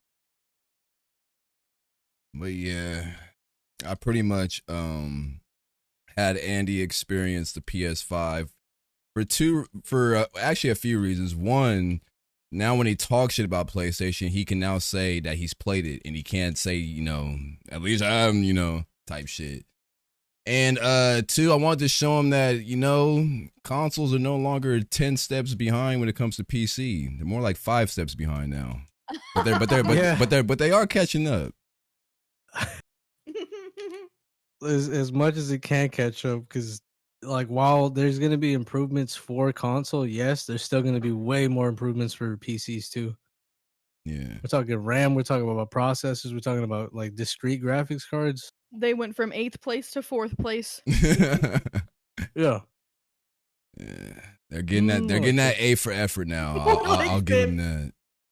Yeah, I mean, because like it wasn't a bad experience. I will not say that I did not play a single game on that shit when he brought it. Where I was like, nope, I can't play this shit. I gotta wait till console comes. Like, no, it wasn't like that. Hey, look, all I know is I showed him Ghost of Tsushima, and I got a loud, high-pitched yelp out of him. And for those that don't know, when you get the loud, high-pitched yelp out of Andy when he's playing the game, that means the game is fire, you know? That means he's immersed, he's having fun, you know? So hey, there's that. I'm going to tell you right now, the second that game comes out, I'm buying it. That shit was kind of fire. I won't lie. The Diablo game? No. That I already bought. Where the fuck did you go? Oh, I went to go change Nate's diaper. Oh, okay. Oh. Yeah, my bad. No, yeah, you just made me look stupid for a couple seconds. That's all. Oh, hey. You just left him hanging on the handshake. It's all good, though. Yeah. Yeah, see, Nemo, you never want Nemo to dap you up. He'll give you either the most awkward dap or, you know, just leave you hanging there. He'll be like, oh, let me look at my phone real quick. And then you're just standing there with your hand out. So, what I missed? No, we're just talking about how he brought over the PlayStation. He introduced me to a couple things. Ghost of Tsushima, definitely fire, I will say. But But is that a also, Sony exclusive or no? For now, there's been rumors about it coming to PC, but none of it's been confirmed. But I think they're gonna release it. Yeah, because I think Sony is realizing that at the end of the day, it's just better for them to release shit on PC. yeah, I mean, it just gives them more money. That's it. It does. Yeah. And I mean, that's the biggest thing about this whole fucking thing that gets me. Like, why wouldn't you want more money? Yeah. Why? And I don't know if you guys heard, but basically when someone data mined the Spider-Man PC port, there was like lines in the code saying that they were working on a PlayStation launcher. So I can see that becoming a thing. Yeah, and I wouldn't be mad about that. Yeah, like, it is what it is. I mean, at the end of the day, I don't want another launcher because I'm already tired of trying to figure out what games I have through Epic, Steam, or whatever the fuck. But if it means PlayStation games coming to PC day one, I'm all for having another launcher. Yeah, absolutely. But I want to segue into a very interesting topic that I've been seeing pretty much since the day like I really started watching a lot of streamers on Twitch. But I noticed this the other day. I was watching what's his name? I don't know if you guys follow your boy Roshi. He's a content creator, but he was streaming The Last of Us 2. And The Last of Us 2 is, of course, you know, one of those games where the chat can get a little bit toxic. You know, between, you know, backseating, spoiling, and whatnot. And I pretty much expected that to be the case. But every time I would go to his stream and I would join a Twitch chat, they would be in and out of emote mode, like, consistently. And I would always assume, all right, like, somebody's spoiling or somebody's backseating or something. But whenever the chat would leave emote-only mode, the chat would like instantly say like, bro, like there was only like fucking one person amongst like 700 viewers that was backseating. Why did you put the whole chat in emote only mode instead of just timing out that one person? And that's not the first instance I've seen that. I've seen a lot of like streams where the mods instantly just take control over the chat and they're like, all right, like shut this shit down. We're just gonna do this and move on. And I've always had an issue with Twitch mods going on these weird ass fucking power trips. And I don't know if you guys have like witnessed or experienced that, but I want to get your guys like opinion. Like like, how do you guys feel about shit like when that happens? Because for me personally, I have this rule: I will never make someone a mod who has like been a long time viewer in my chat, because I feel like that's only going to lead to them having power trips like that. I'm only going to mod people that are like close friends or are streamers themselves that understand when you need to like actually use your mod tools and shit. Oh no! See, like I've modded Walk, Yeah. but I mean that's because Walk was already modding. There's a yeah, difference. in a way, he kind of was doing the job before he got the title. I was gonna say, because Andy, we know. We know what? Like, you're just not gonna leave it on the fucking. You want me to say it with? Okay, we know that there are plenty of viewers where you are not going to want them or do not want them as mods for very specific reasons. I was really surprised you made me a mod. All right, I'm gonna be honest with you. All right, the second I saw that, I was like, oh, all right, who am I banning? I was like, oh, I like everyone though. I honestly thought you were gonna say because I'm like fucking late when it comes to doing shit. I didn't think that was gonna be the. No, because I'm talking about talks we've had specifically about mods and modding and stuff like that. Modding people or having certain mods. Yeah, but Jaqi has a point. I mean, yeah. That's why I was like, that's why I didn't want to say it. I will say it is kind of weird though that people will get like a small amount of power and just abuse it. Yeah, and I also hate when the mods go against like rules, because it annoys me when I go to Dante's stream and I see his mods spamming the entire chat, but his number one rule in chat is don't spam. But why are you letting the mods do it? Right. I think the most like functional mods I've seen on someone's stream are on fifths, bro. I gotta be honest. Yeah. They're on top of their shit. Queen. Yeah. No, Queen's not a mod. Oh, no, I know Pietro is. Really? I could have swore Queen was. I swear. I thought Queen was a mod, but I know Pietro for sure is a mod, and Pietro does a great job. A fantastic job. Yeah, her Pablo. Fuck. I feel so bad. Those are like the main ones I interact with. So yeah. But I mean, like, there's some regulars there too. I do. I can just look right now. He's live. Yeah. Oh, she's at VIP. That's why I thought she was. Oh, okay, yeah, that makes sense. Yeah, Pietro's a mod. Pietro looks like the only one to be talking as a mod right now. Pablo is a mod. Pablo's not on though, but I know Pablo's a mod. No, yeah. Whenever Fifth plays with his people, they usually don't. Oh, here we go. Yeah, he only has Pietro and Pablo as mods. Okay, that makes sense. Also, like, I don't know what it was with like people getting like political on games too, because I know that was like a big issue with The Last of Us 2. Yeah, a lot of streamers had troubles with like their chat, like just like it's a game. You know what I mean? Yeah, that is something that we got to get the fuck out of. Yeah, it was a similar situation with the Hogwarts thing and how girlfriend reviews basically had to ignore their chat because they just wouldn't let them play the game in peace. Yeah. I don't know. I can go on like fucking 7 different tangents, but point case period. If people are going to be outraged at someone playing the fucking video game, 1, you're corny as fuck. 2, if you wanted to, rake up brownie points, at least do it by like doxing and harassing people that are on a fucking child predator registry. Like, if you're not doing that, then I don't fucking care what your stupid ass little opinion is online about someone playing a fucking game. If you want to do some good in the world, a lot of child predators get free reign because no one does shit to them. So if you want to target, go for that. Yeah, and unfortunately, it kind of sucks that like these toxic mods, they get worse the bigger like the audience you have, and it sucks for very wholesome streamers that just happen to pull in a lot of viewers, like for example Max, because there's been plenty of times where he's been streaming an interesting game and I'll go in and try to chime in on whatever he's playing, and his mods will clap me for something I just said, and I'm like, I don't know if that was taken out of context, like as backseating or whatever, but I dude. constantly get timed out in Max's chat. I'm like, what the fuck did I do? Yeah, no, that kind of shit makes me not want to go back to someone's stream. You know Yeah, what I'm no, saying? definitely. Cause fuck, I'm friends with this chick that is really big with like Dotto, Doya, Rhyme Style, Senna, C-Reacts. She's done games or she's played games, streamed with them and shit like that. I'm not gonna say her name, but yeah.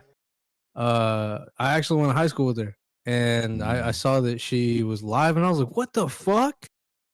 Yo, I was trying to congratulate her, right? Because she's cool with these people and shit, and not because it was gonna benefit me, but just to be like, "Yo, that's big. I'm happy for you." And when I think I said some shit like, "Yo, big ups." I like I said Cat because that's her name now. Not her stream name. Like she changed her name from something to something else, IRL, and you know she wants to be called Cat, so that's what I said. And the mod instantly fucking like he muted my ass and then fucking DM me was like, you can't be saying shit. I'm like, bro, one, I didn't know that. Yeah. Two, I know her in real life. Like, shut the fuck up, you know? So, I don't know. Like, that rubbed me the wrong way. And then, you know, afterwards, she was like, oh, yeah, how you been? And I was like, you know what? I don't even fucking care about this conversation anymore. I took off. Yeah. But and that's the thing about Twitch chat and just text in general. Like, so many things can be taken out of context because there's like no background to, you know, what's being said, or there's no like tone. So a lot of times mods will be like, or not even mods, like the actual streamer will read some shit, be like, the fuck do you mean by that? One person I see it happens to a lot is like Dante and this other guy I watched, Jojo, and even like Berlizzi. Like he'll glance at his chat and he'll see like, you know, a negative comment like roasting him, but it's like playfully roasting him. But when he reads it, he'll read it in a negative tone and he'll get pissed. Like, it'll be like, see, this is why I chat on bullshit. This is exactly why I take a break from streaming. This is why I leave, because y'all don't respect me. But I'll put it this way. You have to expect that when you're a streamer and you're constantly putting yourself on the internet, especially when you're like reacting to like drama stories and you're surfing the internet, you have to be prepared for what comes with that. You're going to get people just saying dumb shit. And at that point, you should have good mods that can get on top of that, but don't get so in your feelings when you see certain things and be like, all right, like, what the fuck you mean by that? Just don't take it out of context. Like, a lot of WoW streamers, right? Because when I would like play different classes, I'd go into their chat and I would try to ask questions like, oh, why this, or why should I go for this stat over this one, right? Mm-hmm. And there's a lot of them are cool, but there's a few of them that's just like went off on me for asking a question, and I was like, one of them was it wasn't a big like a professional Shadow Priest player, but it was a different one. I was like, okay, he's high ranked, let me ask him, and then he's like, he went off. I was like, bro, yeah, like, it's because they take it as, why are you using that talent? Like, oh, why that talent? Yeah, that's the difference. Because like the top ones, they get that question 24/7. The second a new fucking thing drops, it's like, oh, what are my best stats? What's the best? Like, they don't want to do any thinking, right? Yeah. But yeah, if someone that's just, you know, decent rating or whatever, you pop in, you ask that question, they're probably thinking that you're questioning how, like, oh, why are you running that? The fuck? No, That's this not dude, meta. he was a rank 1 at the time. Okay, and he didn't have that. He had like, I'm not trying to view shame, but he had like 32 viewers. And I was asking, I was like, oh, that looks that was a crazy match. Can you, like, why did you go mind bomb over the priest son? Remember what the priest son is called? Yeah, I know what you're talking about, but yeah, that's probably how he took it. He probably took it as, why are you running that? Mm-hmm. Yeah, but like, I was asking like, oh, why this over that? Because he didn't really use it that much, and that's when he went off. I was like, I get it. Like, yeah, they get that question, and sometimes they're like, oh, you're an idiot. Why are you running that? But I was like, oh, I even said it. Oh, I didn't mean it that way after you got mad. Yeah. I was like, I did Did he not double mean it. down? He fucking did. I was like, Okay, oh. then, yeah. See, that's him being like, oh well, fuck. Now I gotta commit to it. Yeah, which And I was is like, oh, okay, petty that's as why, hell. like, with some like Peekaboo, even though he doesn't get to answer like there's a lot of streamers that don't get to answer a lot of questions because they're Yeah, big 'cause- streamers, right? Mhm. Yeah. But I do like there's a lot of them that are just like really good people and they'll like try to answer it, you know, and they don't put people down. Like I don't know, man. A lot of the higher rated like competitive players that I've seen, they at least for that game, it's just I've been put down a lot just trying to ask questions. And that's just an ego thing, bro. That's all it is. Yeah. Like some people just get a massive ego the second they get past. Like, I'd say 5. Yeah. I guess like in the same vein of what I've experienced is I think I've talked to Andy about this, but like I think it's like 2 or 3 specific streamers where I was like, oh, they're really cool and being more active in their chat. This is really interesting. Female streamers that only focus on their male audience, but actively complain about not having female friends or a female audience. That specifically, because there's a few other female streamers where I've popped in and like hung out, like usually from when someone else that I was watching will raid someone. Like Kaisuke will usually raid out to several different streamers all the time, and a lot of times it's like artists and stuff like that, and a lot of them are female. And I've liked the interactions where I've had in some of their chats. I don't always follow, or like when I'm recommended someone by a few other viewers. I don't usually stay, but I like interacting for a little bit. It's cool. But there are some streamers where I've been like, okay, I've been here for a few weeks. It's really cool. The vibes are really cool. But they'll only interact with their male audience, and I'm like, dude, this is getting kind of annoying. Not that anyone or even myself am entitled to an interaction or to conversation or whatever, because they're a streamer. You know, they got to do what they got to do for their bag. But when it's like when you actively are like constantly like, either complaining or talking about or joking about like, oh my god, you know, I don't have any female friends, or oh my gosh, I bet you're all dudes, where are all the ladies at? And it's like, and then you don't engage like at all. You continue to engage with the male audience only. It's kind of like, all right, I see where this is going. I'm out. This isn't a chat for me. I'm not gonna say shit. I'm not gonna cause a scene. I'm not gonna send hate mail or whatever, because I know there are streamers that have gotten shit like that. But it's not the stream for me, and it does irk me because it's like, why do that? Why be a pick me? Ugh. Cause it's a bag.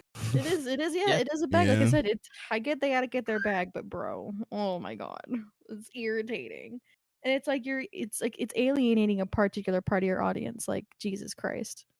Male audiences pay more. Hey, Yeah, Danny, we're about equality out here. How dare you say that shit? But no, this fool Danny, he pretty much No, they do. They do though. Male audiences do pay more. That's true, and he pretty much hit the nail on the head. Like in popular streams, it's best to not say anything. That's my rule too. Like if anyone has over 1,000 viewers, I usually just lurk. I ain't got time to be sitting there and saying shit. Because 9 times out of 10, if I do say something, someone's gonna like home in on it, be like, who the fuck are you, like first time chatter, or like saying something weird. It's like, bro, like I'm just more than 30, like more than 30 to 60, and I'm like, no, I ain't gonna say shit here.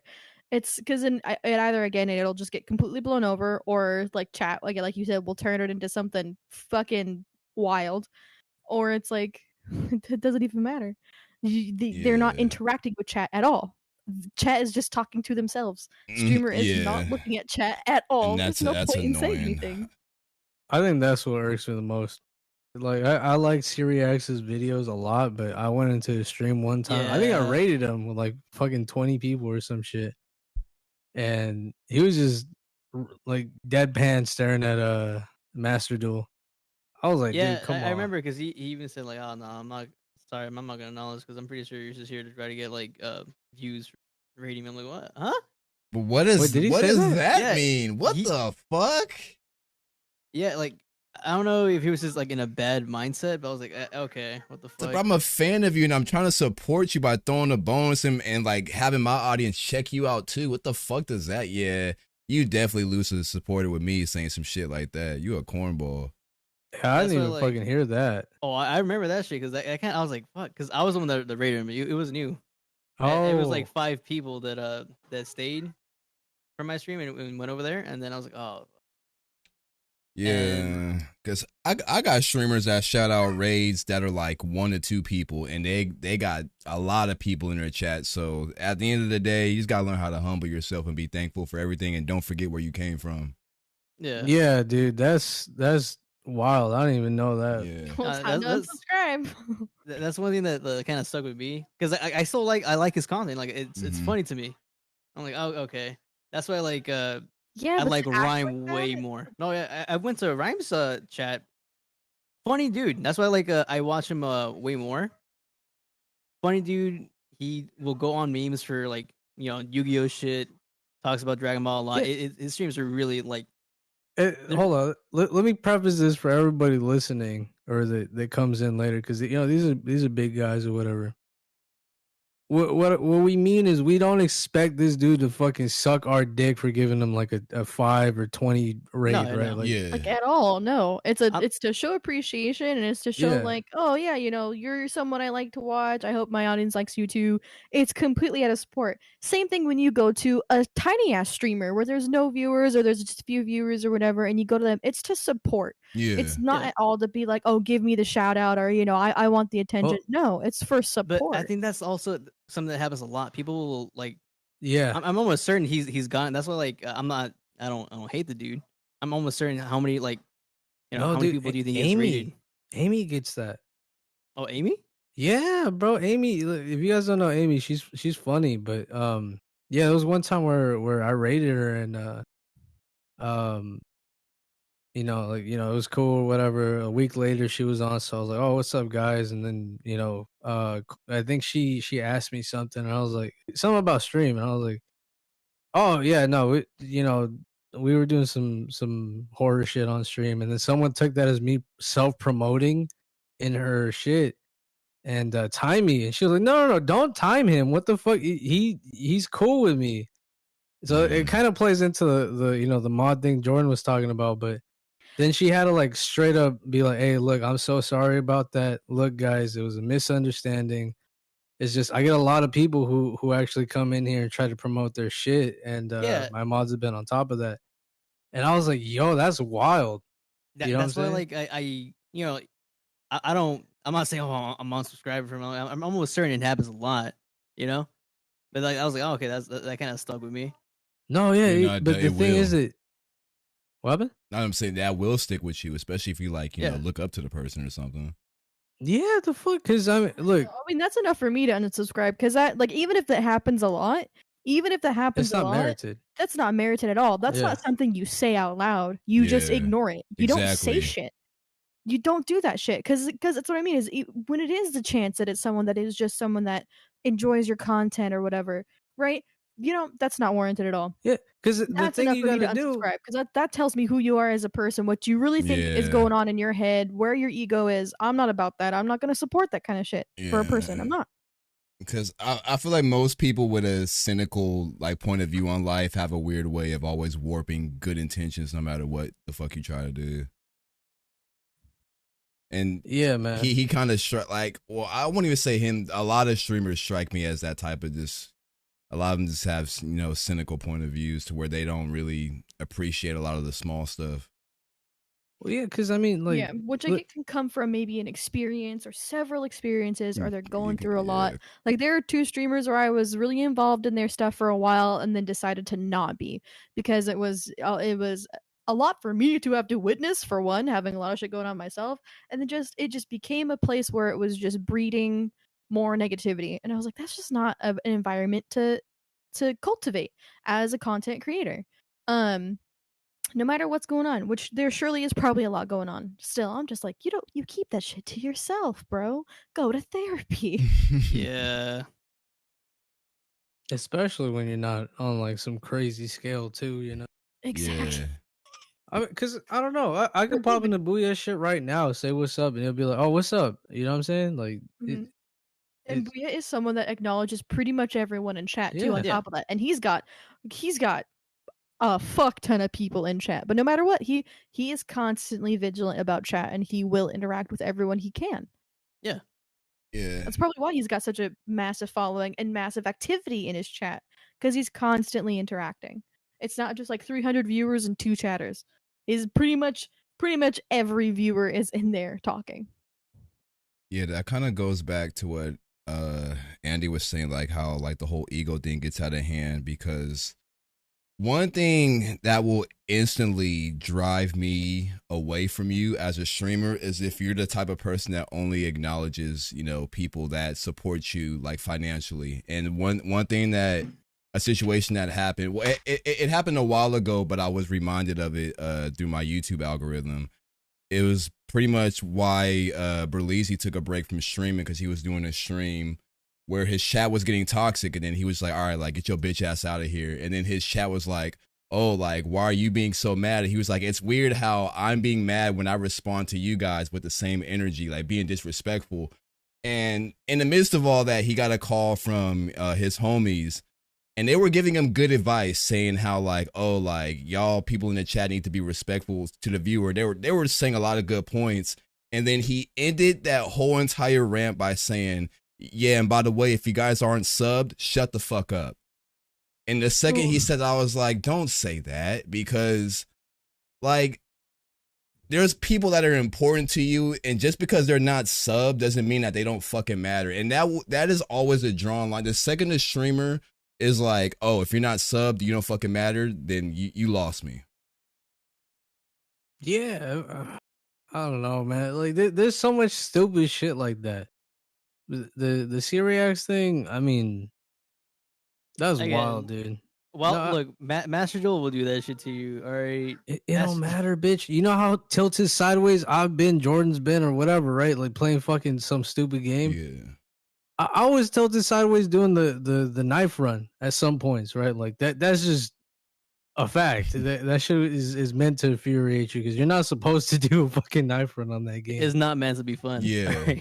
No, yeah. But I mean, it wasn't like anytime that happened and someone fucking clipped something or someone said something, I take that shit personally. You don't do that. Yeah. But I mean, yeah, no, the way he handled that shit is kind of stupid. I mean, if he really felt that type of way, I don't know. Like, there's no reason to single you out and say that shit. Again, it could have been something he could have just kept to himself at the end of the day, but yeah, like rating someone in that context would be no different than someone going, "Oh, hey, check out this video from this guy I like. I want to put you on them," right? Like that's essentially what the fuck you did. And if he's feeling that way about you rating him, like, "Oh, he's just trying to use me for clout or whatever," you could literally say that about anybody that recommends your fucking channel, idiot. Like, dude. I'm sorry, just because like you don't get the ping that, oh, you know, so and so shared your video to 5 people on a Facebook messaging group or some shit. It don't mean that it's not the same thing. Yeah. Keep it to yourself. Don't say shit. Don't say shit. And that's what I mean by him saying that. That's why I'm like, that's enough for me to no longer watch his videos or anything. You know, to say that out loud is to show whatever mentality he's got about his ego, and I'm not here for it. No, I'm curious. Did you see anything that his chat said after that? No, because after that, like, I think we were on a call, and I was like, "Oh, okay, I'm gonna get off." But I'm pretty sure. I don't know. I'd have to check VODs again. Well, not again, but like check the VOD. Yeah, good luck with that. I don't know. Fuck, I not that I was expecting him to or whatever, but when I rated him, I don't remember much, if at all, anything that he said or did not say or whatever. But I think he said something like towards the end of his stream where he's like, "Yeah, I'm sorry if I'm not paying attention to any shit that's going on, because I mean, I'm not gonna go out of my way to like fake a response or something like that." And I was like, what do you mean by that? Like, no one's saying that you gotta be like, "Oh, yo, that sub, thank you, brother, I appreciate you," like whatever. You don't gotta do that. Just go, "Oh, cool, thanks for this, dude." Some simple, some light. Yeah, I mean, there's plenty of people that have way more subs, like 3 times, 4 times, 10 times the sub. I remember one time I subbed to Shroud, and he said, "Oh, yo, thank you for the fucking sub." That literally point blank, period. That's all you gotta say. Yeah. And that's it. And Shroud is a bigger name than him.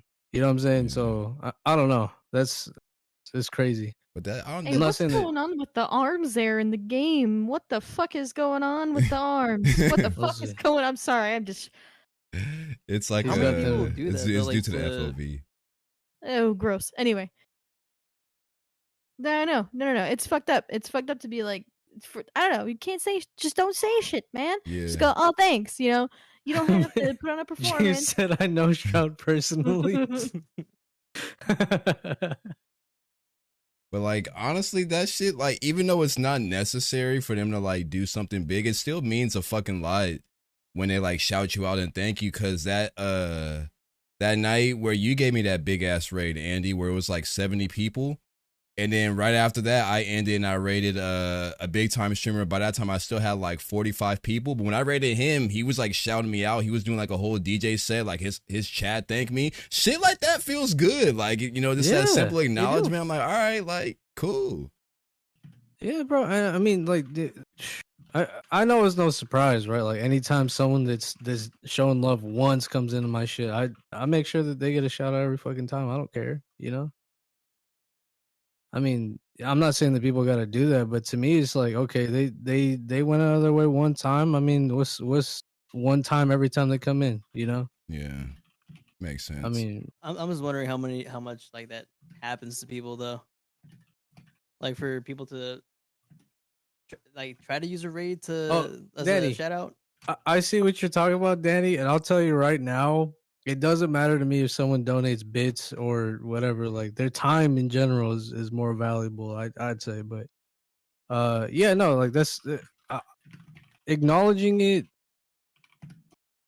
I'm not sure if you mean like they specifically should get more like of a shout out, or if you mean they should just be acknowledged. If you just mean they should be acknowledged, yeah, I agree. But if it's like they should get more acknowledgement, they need better treatment than everybody else.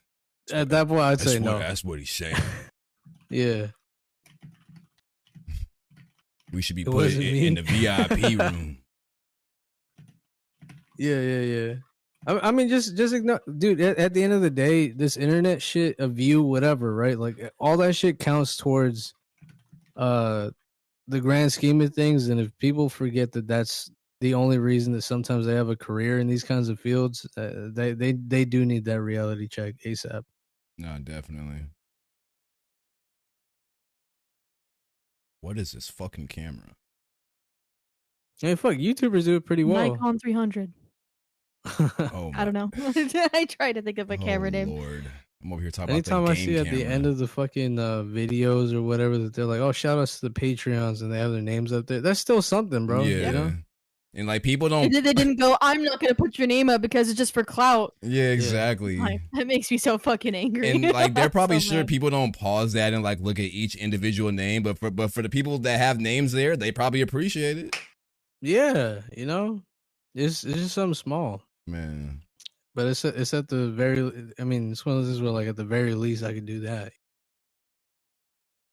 I don't know. I think that's corny. I'm kind of with Jaqi on this too. I don't know if I'd rather watch a Dada Doya video. You know. Nah, Hands down. definitely. 1,000 times hands down. I said, what the fuck? Oh, the noise. He's hammering a nail. To hang up Oh, his for shit. his picture. Yeah. Anyway, I don't know. It's unwarranted. Just don't say anything. Yeah, it's kind of like when I said with the whole response that the Final Fantasy director made. I'm like, sometimes you should just shut the fuck up and like not say anything, because if you give an answer, you're only gonna make yourself look way worse. Yeah. Holy shit. That was one time I joined that James guy stream, and he wasn't even streaming content, bro. He was streaming someone else's shit. Didn't even acknowledge me in his chat. That's crazy. And the worst part is, I was the one he was streaming, bro. That's what makes it personal. Holy shit. All right, well, let me see. We got 3 topics Excuse that we haven't discussed yet. Which one? One of them involves Diablo 4, because I know, Andy, you've been putting in a little bit of time on that. What would be your quick, first impressions on Diablo 4? Fire. Fire, Like, you say? Yeah, dude, I'm not gonna lie. I was playing that shit, like, I was streaming it on the Discord, right? And I was having a fucking grand ass time. I think that's gonna be a game when it comes out that I'm definitely gonna be playing and shit. I was actually surprised, right? Because anytime I change it up, I kind of wonder how it's gonna go, right? Because for the most part, it's a lot of horror games and shit like that. Not that I don't play other stuff other than horror, but for the most part, that's kind of what my quote unquote brand is, right? Yeah. But playing Diablo, I had so much new people coming in that I wasn't even expecting. So I don't know if that says something about like the Diablo community or whatever, but the game itself was fire, and the people that it came in, I gotta say, are some of the nicest people I've met in a while too. So just dope community, dope game. I think everyone's just happy that there's a new one coming out. It looked really nice, man. But, Yeah. like when you were asking me if I was gonna buy it, I was like, man, because like 3 was pretty bad, and then Immortal was just No, like Yeah, 3 was Immortal decent. as fuck. 3 was decent. Three was looked decent. okay. Yeah, that's when they introduced the demon hunters. Those Okay. yeah, those people. Yeah, dude, that shit was great. The Diablo Immortal is where they dropped the ball. Yeah, it's like microtransaction fucking hell. Yep. And I will say, if anyone was questioning whether or not this next one's gonna have it, granted, I don't have the full release or whatever, but off the beta, from what I could tell you, I got plenty of gear. I didn't have to pay for anything in order to get a legendary to spawn. I think my character right now has like 5. Yeah. And it's very simple the way you play it, but I think that the fact that the builds can vary and you don't have to worry about spending anything on respecking your character or whatever. You can do all this shit on the fly. I think it's really fun. I don't know how many classes they're gonna have, but I would recommend that game. If I'm going off of what I played on the beta, I gave that shit at least. Oh, you know what? I have to give it a 9. I have to give it a 9 because. Well, damn. Yeah, bro. I'll be real. A 9 is a pretty steep score, I must say. Well, there you have it, folks. The man has said Diablo is fire. Now, some of y'all might, want access to the beta as well. Now, I'm not quite sure on the ways you can get it, but the reason why I'm bringing this up is because, interesting enough, did you know that you can get a Diablo 4 beta code if you purchase a bucket of chicken at KFC? Did you guys know about this? I found that shit out today, and I was like, oh my fucking god. What is it with KFC and their need to get involved in the gaming community? Because didn't they try to make like a gaming console like a year and a half ago? I think so. Yeah, Something and people thought it was a joke, but it was actually a gaming console that like could heat up chicken or something. I shit you not. It sounds like something you made up, but it was a legitimate news story. The same thing with this one. Yeah, man. I won't lie. I thought it was funny that Microsoft ended up making the mini fridge. Yeah, because they're talking about yeah. I think who the fuck made the toaster? Was it Sony? You know what's funny? They probably would have made the original Xbox One a VCR had VCRs not been outdated. You know what? True. Dead ass.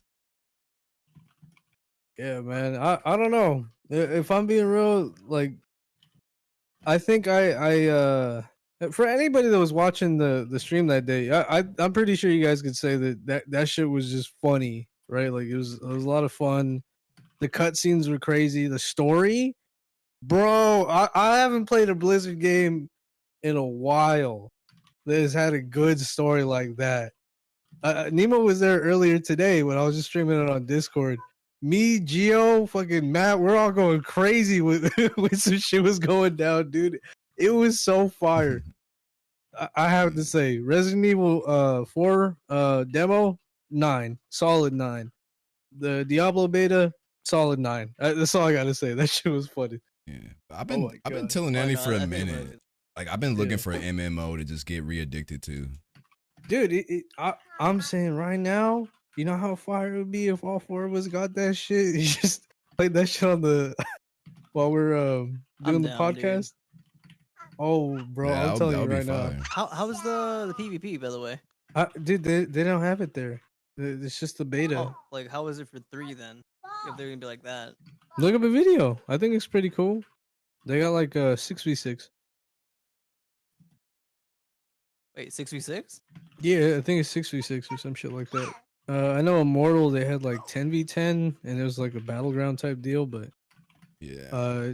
if memory serves me right, I think it's TDM.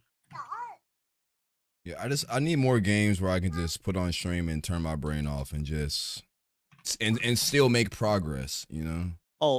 I got you then. All right, it's called Shipment on Call of Duty. All Okay, right? I didn't say any game. I said games that actually look somewhat entertaining.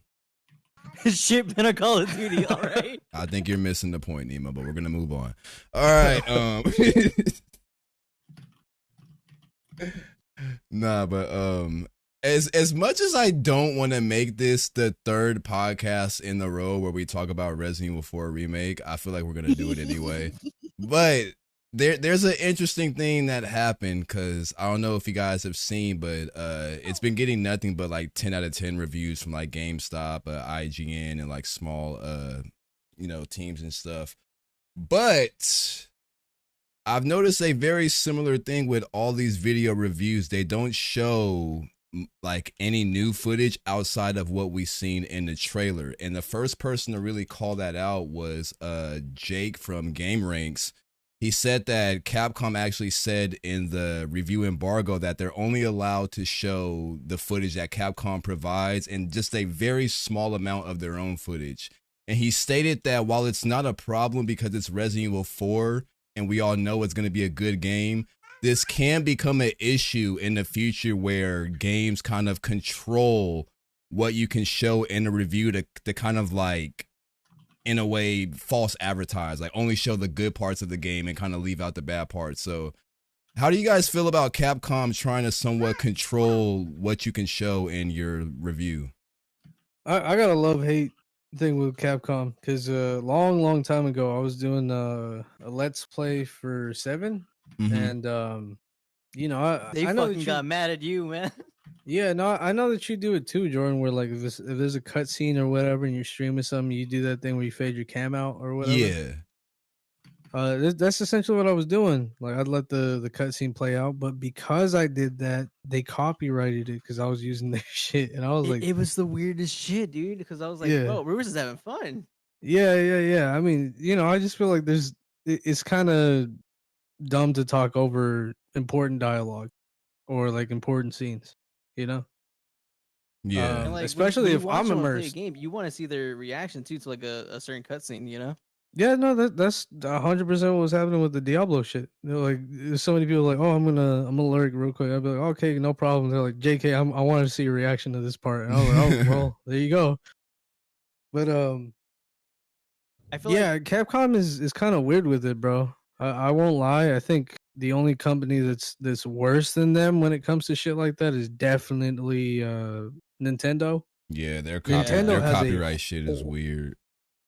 Yup, and on top of that, like if some people that aren't partnered with them or like allowed to do reviews of their shit, they have to follow very, very specific guidelines. And I don't know, man. I feel like any company that's kind of hiding criticism is corny, but what Capcom done is weird because it's not like they're just like, oh, you can't say anything bad necessarily. They're like, you can't show certain things. Sometimes it's I think what you were saying is maybe bugs, but I didn't encounter any bugs, so I can't really say that those were like prominent or whatever. But if they were saying some shit like, oh, if you have a negative experience, you can't share that, then yeah, 100% they're corny. They're basically saying you can talk about it, but you can't show it, which is weird. I don't know, but shout out to Vank for the 6 month sub. Appreciate you, my boy. But yeah, like See, it's that easy. I I do think in the future, if people catch wind to like that Capcom did this, I'm like, oh well, we can do it too. So we're definitely That's the thing I'm not liking, man. yeah. It comes at a risk of like a game being filled with bugs, but we won't know because they're just not allowed to show it. Oh yeah, no, but best believes that the second that comes out, like if CD Projekt Red did that, I swear to God they'd be under fire. Yeah, well, technically they were. Oh no, I know, but they weren't doing a whole thing where they were like, I mean, like imagine if people got early access, and they were all like, "Yo, this is unplayable. You got to fix this," and they're like, "Nope, you can't say that. You also can't share that. So you got to say that this shit was fire. Otherwise, whatever." And if it came out that way and people came out the woodwork saying, like, yeah, I'm sorry, we couldn't say that shit legally because they were saying we couldn't do that. So many people at that point would be, I think that would have escalated it like 2 or 3 times. What happened with them? Yeah. I don't know. But- Capcom's but- playing a dangerous game. Yeah, it is weird. It is weird, but they've always been weird, like I said. I'm not even giving them a pass. I'm saying like I've had a negative experience with them through their weird system. But I mean, shit, I guess all the other content creators probably don't, because I mean, I haven't seen a big name say some shit about them. Not yet, but eventually it'll get there. When are they not though? True. I mean, I don't know. Like I said, Yeah, I'm not a Capcom dick rider. Yeah, like 'cause, even though Capcom has been on a good streak, they still have some bullshit they need to sort out. Yeah, no. I mean, like I said, when Jordan told me that everyone was giving that shit a 10, I was like, listen, it's good. I'd give it a 9 at best though, because a 10 out of 10 means that there is no fucking way that this game could have been better. This is a Yeah. great game. I couldn't change a damn thing about it. Well, usually a 10 out of 10 doesn't mean perfect. It just means that like it's in that tier of games. Because there's a lot of games that are ranked 10 out of 10, but that doesn't mean like, Red Dead Redemption 2 is better than Breath of the Wild. They're both within that same, bracket. Yeah. Oh man. You know what? I like actually it have a way question. more than Breath of the Wild. Wait, what'd you say, Andy? I actually have a good question. What? I saw this post that was talking about like different games, like franchises or whatever, that they're like, what are games that you feel like are staples? And they listed off a couple that I was like, I don't even know the first thing about this. I think one of them was I haven't played Red Dead. I know what Red Dead is, but they mentioned Red Dead. They mentioned The Last of Us. And they mentioned like 2 other ones that I was like, what the fuck are those, dude? And I'm like, you're tripping. There's no way you can make a definitive list like that if like the first 3 that you fired off are ones that I've never played. Yeah. Or gave a fuck about. You can't do that. You can't, because I think they had to have been just Sony titles for the most part. But at that point, bro, you cannot say that Halo is not a great fucking series to try out once. I would recommend Halo for sure. Pretty sure everyone played a Pokemon game as a kid. Yeah, Pokemon. There you go. That's one. I'm Mario. not saying.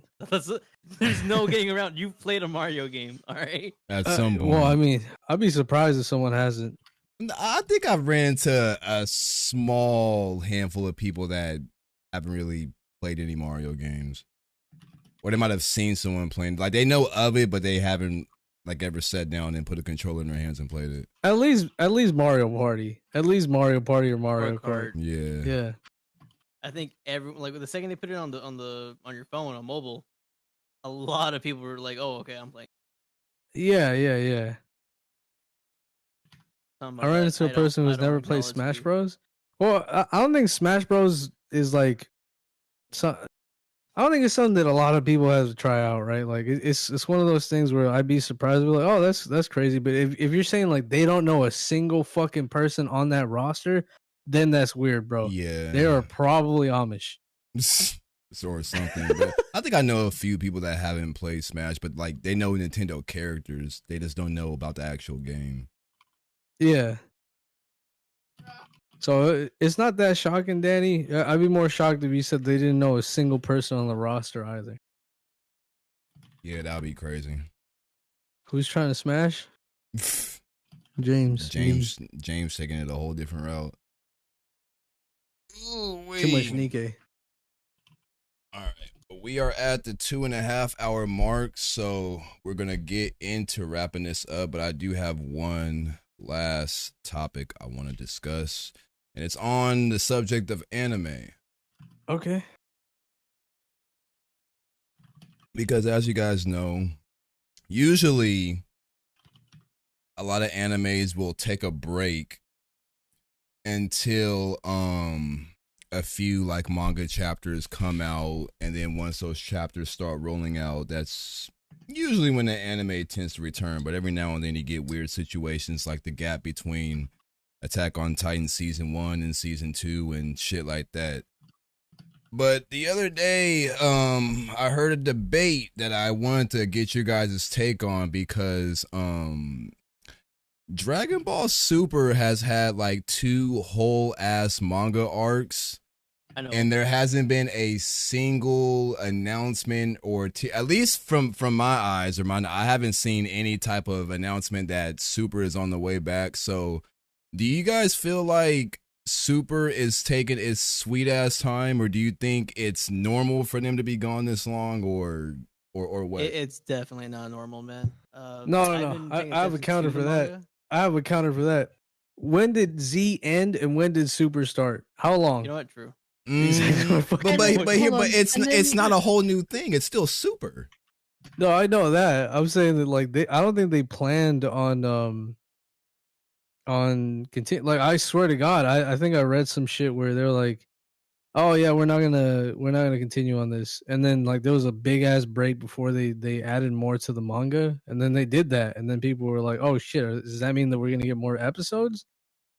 But yeah, no, it's supposed to come like the first a couple episodes of the new shit is supposed to come out sometime this year, but that's all I've been able to confirm. And that's through them too, because they also mentioned the Goten and Trunks shit. And it's been getting mixed reviews, man. I've been reading it. I like Trunks. All right, that's all I'm gonna say. But I'm hoping that with I've heard more shit about Mai on there. Oh, all right. So you know what happens then. No, yeah, I know exactly what happens. That's what I'm saying. I don't want like, spoilers in case if you want to read it.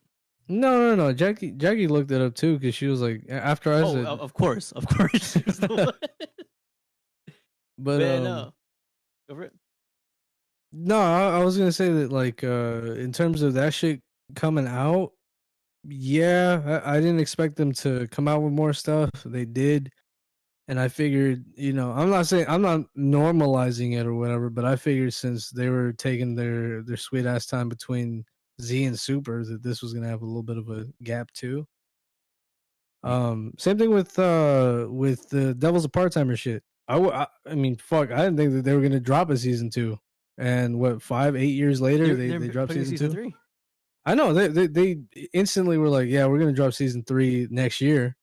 And I was like, shit, that's better than waiting 8. Yeah. Not that I'm normalizing that or whatever, but I think the ones that I'm more pissed off about taking forever to do anything are Jujutsu Kaisen, Demon Slayer, and well, at least with Demon Slayer, they've been like announcing stuff and giving quote unquote movies, so there's something there at least for Demon Slayer. But it's movies. It's this weird like 2-month break, and then they announce a movie, and then you go watch the movie, quote unquote movie this time, and then you get an episode, right? Like that's I think that's corny. I think there's nothing stopping them if they were like, oh, we're gonna take a month just to give our team a break. We'll get back to it, whatever. Jujutsu Kaisen, I haven't seen shit since the movie came out, and that's way longer than Demon Slayer took to drop season 2. It's been 2 years so far, right? Has it been? I want to say it has. Don't fuck with me like that. I feel like I saw that movie like a couple months ago. Don't tell me that. No, I meant like first of all, Gojo had the meanest 8-piece ever. That was like a fucking that was 30 like piece. that was a good 20 or 30. Jesus Christ, man. But yeah, the movie came out 2 years ago. What the fuck? Yeah. Ain't no way. No, okay, listen. That's no, I crazy. take that back. Demon Slayer is way better than what the fuck Jujutsu Kaisen's on then. I haven't been keeping up with conversation. I'm going all the way back to the Dragon Ball shit. Because I was looking up the dates because I was like, dang, okay, because you guys were like, how long is a Business Day episode? How long was Super between Z and Super? And I was like, you know what is the time between episodes? 8 years, So right? they animated the episodes before they wrote the manga because the first release for the original arc run for the Goku Black arc, because that's the only one I really care about, is the first episode of the Goku Black arc was June 12th, 2016 in Japanese, and the first manga chapter came out November 2nd, 2017. Yes, so the Goku Black arc was animated before the manga chapter was written.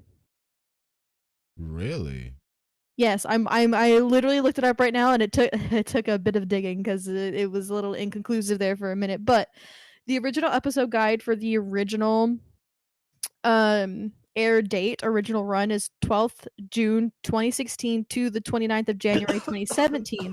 And that's the full Future Trunks arc of Super. Are you okay? Golly. I'm good. And then looking for the Dragon Ball Super Last Chance for Hope arc, which is the Goku Black arc. The first one is Last Chance for Hope. That's the first chapter. It came out November 2nd, 2017. And the full arc concludes as of May 7th, 2019 in the manga. Whereas the full arc concluded in 2017 of January in the anime. Those are weird So- gaps. Yeah, I would say technically it's still like an odd gap of like a year, 2 years, 3 years, 17, 18, yeah, 2 years. It's a weird 2-year gap still between the manga and the anime, despite being flipped. I don't know, Nemo. Like, as soon as we watched it, you mentioned that there was differences, right? For what? For the Goku Black arc? Yeah, I think when we were watching it, you're like, "Yo, this is way different than they did it in the manga." Like, especially looking at. You can look it up. I'm looking at it right now. I'm looking at the 2 of the Wikipedia entries, not just the fan wiki, but the Wikipedia entries, and then I have the actual Out of like. all the Wikipedia entries, you have to trust the Dragon Ball ones. All right, they're loyal as fuck. I mean, they are. It's all the same exact information from the wiki to the Dragon Ball wiki to the to like these Japanese anime websites that have like the full. It's got the ratings. It's got the corresponding like episodes and shit like that. It's detailed as fuck. It shows the original air date of each episode. So like 47, episode 47, 12th of June, episode 48, 19th of June, episode 49, 26th of June, 2016. Like they have the episode date, air dates for all of them. Look, I want them to start animating shit because I don't think a lot of people believe me when I say Goku literally goes from being the strongest, he beats up a villain, right? The villain's looking at him scared, and he de-transforms. Don't give spoilers, pussy. He literally says, "Real shit, you want to train?" And then everyone's like, "Stop!"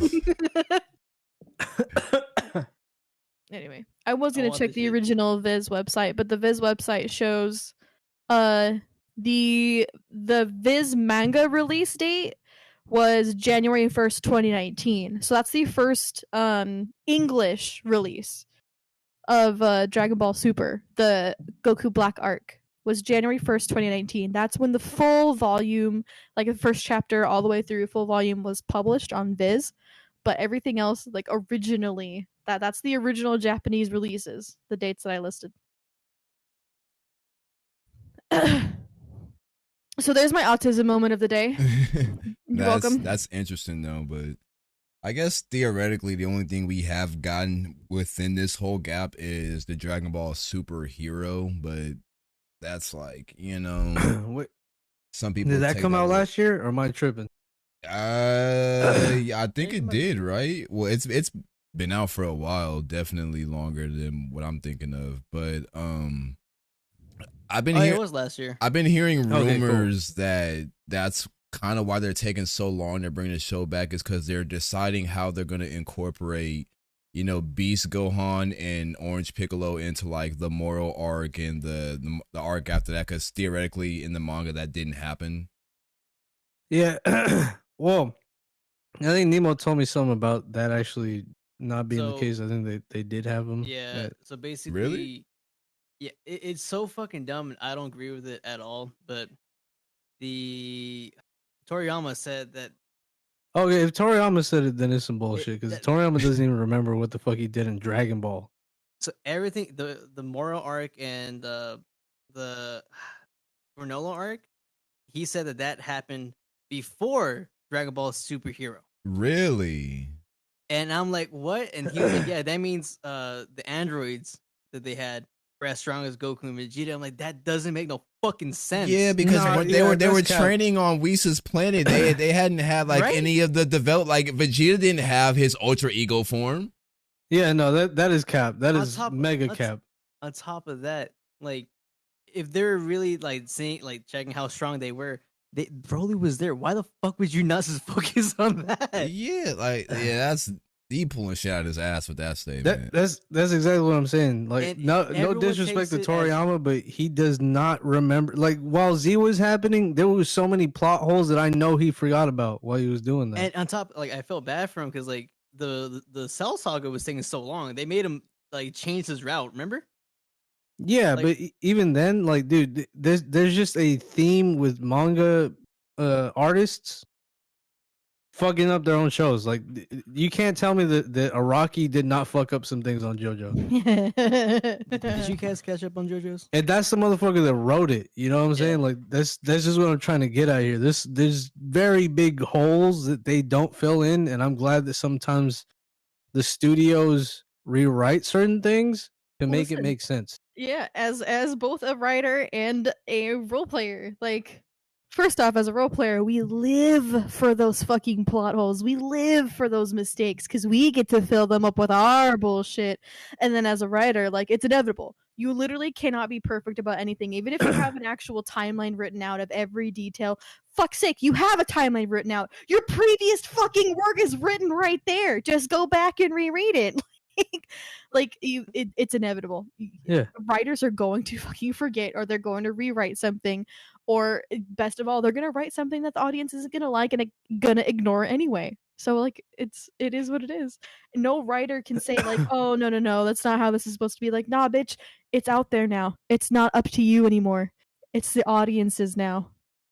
But yeah, no, like, there's no way you're gonna tell me fucking Beast Gohan. First of all, stupid ass name. Second of all, Yeah. I don't like how it looks. I don't like how it looks The at fuck all. that- the I was extra tall really hair. rooting for Gohan. I was really rooting for Gohan this movie, and I mean, I think Nemo could tell you at the office. I was like, bro, they need to do some shit because future Gohan still beats this Gohan, no matter how fucking strong he's gotten past Super Saiyan. Future Gohan is still that guy. I'm sorry. And when that movie started up and shit, and I was like, dude, this is a Piccolo movie, and I'm okay with that. Man. But god damn, was I expecting this shit to be a Gohan movie? Look, in my eyes, Beast Gohan looks the way like all the fan art does, where it's just simply, it's just Super simply Saiyan 10? Super Saiyan. No, it's just Super Saiyan 2, but with white hair. Don't make it big hair. Just make it white. Why does it have to be 10 fucking feet tall? Just give Why him you the gotta look like a same troll fucking. doll? Yeah, That like was bro, upsetting. just make it white. Like golly. Oh my god. Yeah. That was fucking weird. What I miss? No, we were just talking about how Super Saiyan Beast looks like a troll doll. It does. Yeah, 'cause- James said y'all wanted Yeah. Gohan Blanco. Yeah, no, that was the fucking fan thing. The second I saw, like, we all saw it, I was like, oh, they really fucking went for it. Yeah, because it's not that the color's bad. It's like the proportion of it. It's too fucking big. No, you Yeah. know what, Danny? They should have just I kept his short, like, his hair short. You know? kind of Yeah. I kind of agree with Danny. I won't lie. Like to me, the most iconic shit Let me see. has been the original Super Saiyan form. That's why Super yeah. Saiyan Blue, Yeah. it was just a simple color change. Everyone was like, that. Yeah, that was badass. Yeah, Yeah. Ultra Instinct. I really like Listen, Ultra Ego. Okay. Ultra Instinct was cool just because of what it got to do. Like the way Yeah. it looked. I mean, And that's the debatable. theme song. Oh yeah, no, that shit went crazy. Like, if you want to talk about iconic sounds, the second I hear that first note, I'm like, Yep. oh shit, know what's gonna someone's happen. weaving. He's Yeah. about to weave like 30,000 things. No, but like For me, it's even though GT I'm always gonna be a sucker for 4. I'm always gonna be a sucker for 4 It's for because it's a the banger. big It's a banger monkey. form. I But- like it. It's different too. It's a completely different appearance. They still incorporate a lot of cool elements of being a Saiyan, but it's got its own problems. But it's cool. You know what? It's cool as fuck. I think it's iconic to me. I enjoy it. I My think favorite. James and Danny are right. Ultra Instinct is not a Saiyan thing. Yeah. Oh, that- it's that's- not. It's yeah. not. Well, because they mention it, don't they? Where they like it's something that can be achieved by anybody. It's not a Super Saiyan form. Yeah. It's Ultra Instinct. Yeah, no, what I'm saying though is that, like, compared to that, the way that Goku looked there versus how he looked like as a Super Saiyan the first time or whatever, Trunks as a Super Saiyan the first time, yeah, I can't get those Nah, images out of dude. my head. The Trunks, like out of all the Super Saiyan transformations, Trunks going Super Saiyan was by far one of the hardest. Yeah, his shit is still he like has some iconic. cool shit. Yeah. Oh man, that, and then like even when he went to that bulky ass form, that shit was crazy. I remember watching that, I was like, what the fuck? And then Cell obviously beats him and shit, but Cell did that with purpose. I like that they wrote that shit, and he was like, yeah, you could probably kill me if you could hit me. Yeah. Yeah, like I don't know if y'all got my stream still up, but when it comes to like Beast Gohan, Yeah. this shit looks cool, but then this shit looks fucking corny. Like I don't Yeah. understand why can't you just keep it so simple? Just make him Super Saiyan 2. That's The Mark fucking Simpson. long, And just- no, go back and to just that give long ass him- hair one. Go back to the long ass hair one. Yeah, this shit is stupid. No, but dude, Oh look, my look, look. god.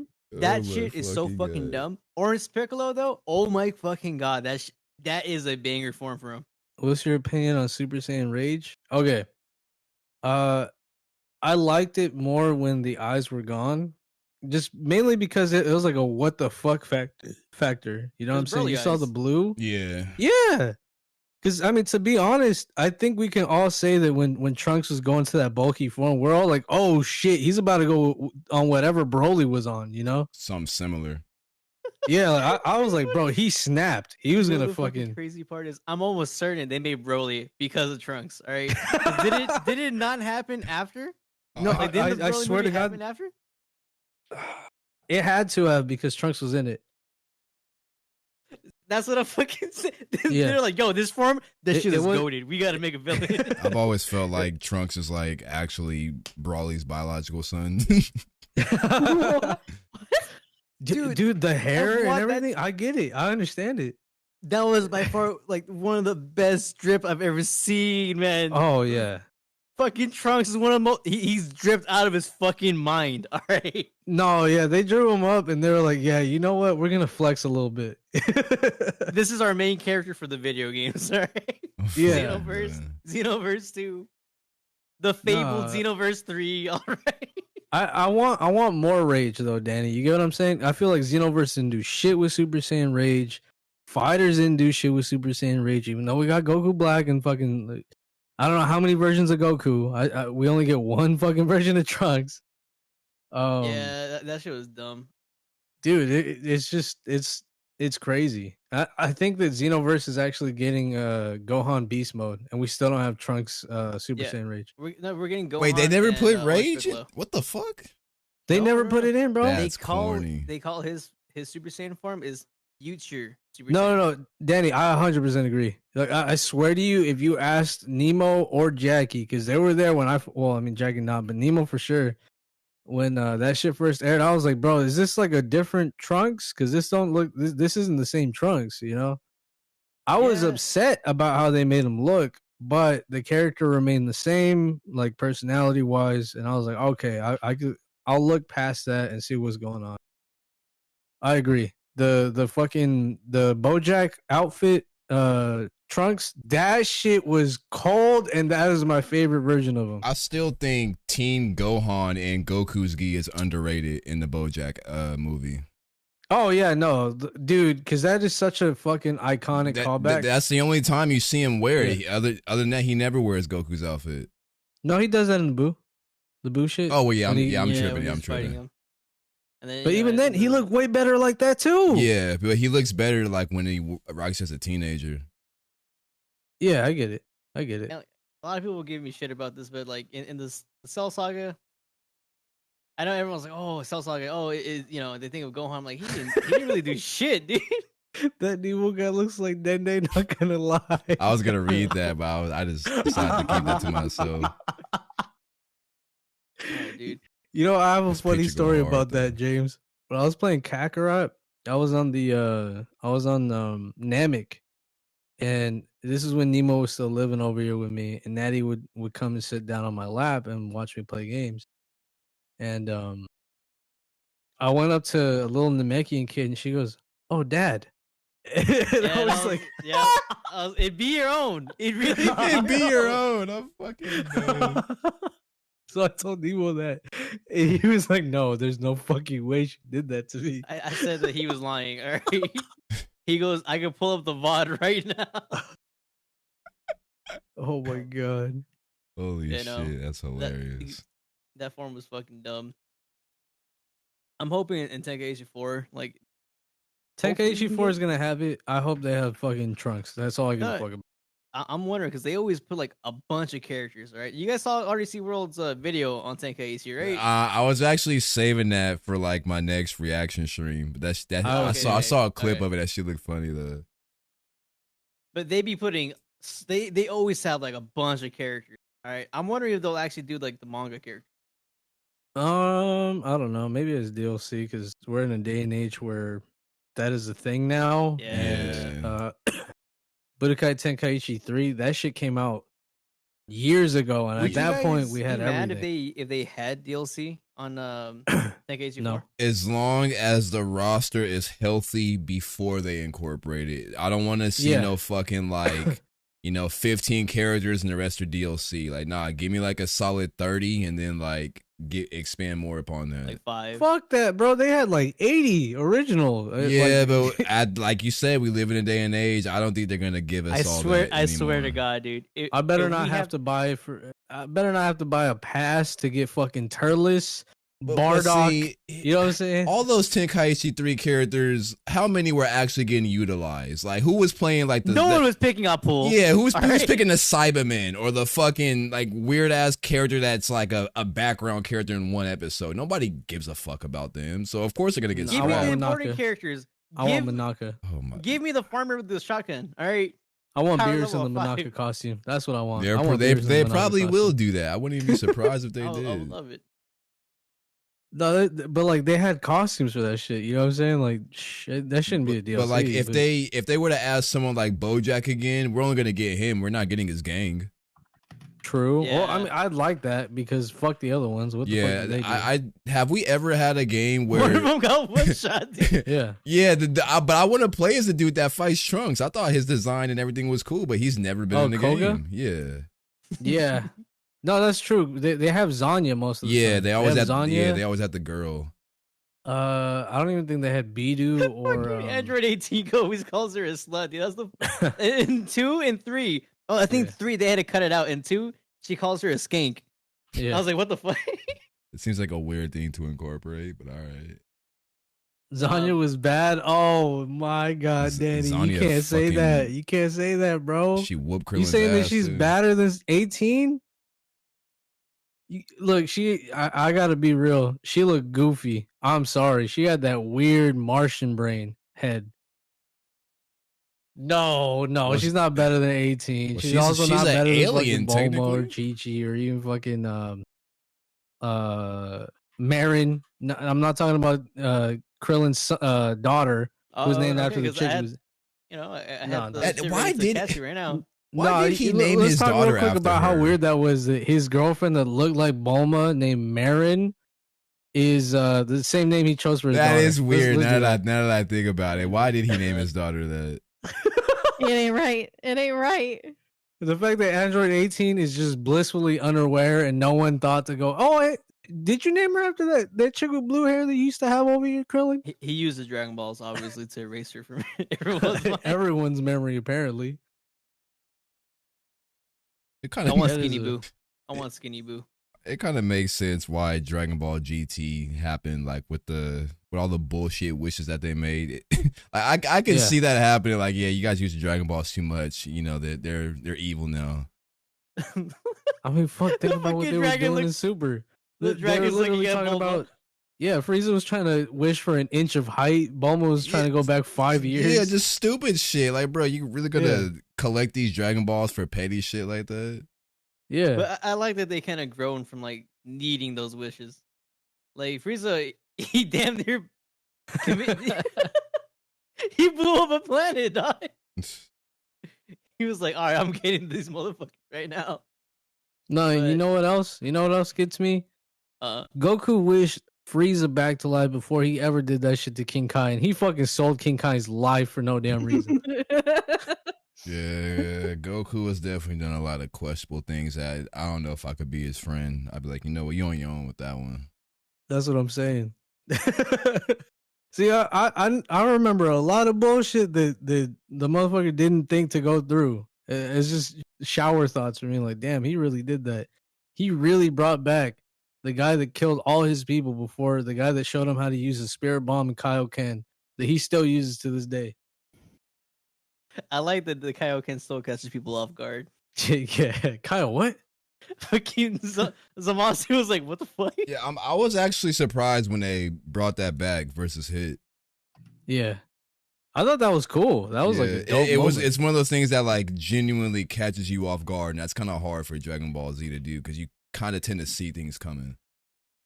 Yeah, you expect, oh, they're gonna get stronger, right? Like, yeah, but whatever. you don't expect They're gonna like, you pull know, something out. something to come back like fucking Kaioken. Yeah. Like it's because it's so quick too. It's not like a fucking whole episode where he's yelling. All right. No, yeah, He literally just says it, and then he just beats your ass. And the other thing too that I know Jordan talked about it or whatever, and I agree. I think it's still cool that you know, we have the father son Kamehameha, but now we have the father son Gallic gun. Oh yeah. Yeah, I thought that was cool. I kind of as fuck. wanted to bring that up the other day. Like, I feel like Vegeta's moves are like better than Goku's, but Goku just has more like, you know, popularity. Like everyone knows the Kamehameha and the Spirit Bomb. But I feel like Gallic Gun, Final Flash, and Big Bang Attack are like way more better attacks. See, I would say that the Big Bang Attack and Final Flash are the equivalent. I wouldn't put Gallic Gun on there, even though this is original. Nah, But that's just 'cause Big Bang Attack and Final Flash people did sleep so on much Gallic more work. Gun. Gallic Gun is a lot more like better than people claim it to be. Well, no, yeah, like that shit could destroy a planet. Like that was Vegeta's strongest fucking thing. But yeah, So- once he dumped that and started doing Big Bang Attack and the other one. And we all agree that like they always show Goku to be stronger than Vegeta, right? Yeah. He never won a fight against Vegeta. You guys ever think about that? Not straight up. Like it was always like they never finished their fight, but like he lost to Grade 8 Vegeta. Vegeta got the sucker punch. No one's gonna let him down. It took Krillin, Gohan, and Yajirobe to help him, and then even when he fought Majin, like theoretically that wasn't like a fair fight. But yeah, it's one of those things. You know, even though people say Goku's stronger, he hasn't technically like won in a head-up fight. That's why it was such an uproar when he technically won in the superhero movie. Yeah, because he finally did it. Yeah. Yeah. That being me, I say I retire from fighting. Yeah, he was just like, all right, no, I got nothing else to prove. Yeah, I've always looked at it this way. Goku is just like more of a prodigy where things just naturally come to him, even though he does like train, but it just seems like he's just a natural at things, whereas Vegeta is more of like hard work. Yeah, he's like a hard work, like skillful type. And I've also noticed their fight styles are a lot different. Vegeta's more the type, he's more of a counter fighter. Like he pretty much uses what you do and just like kind of reflects it back, where Goku just goes head in and it's like, all right, whatever fucking works. Yeah. I mean, yeah, he's usually the aggressor. Yeah.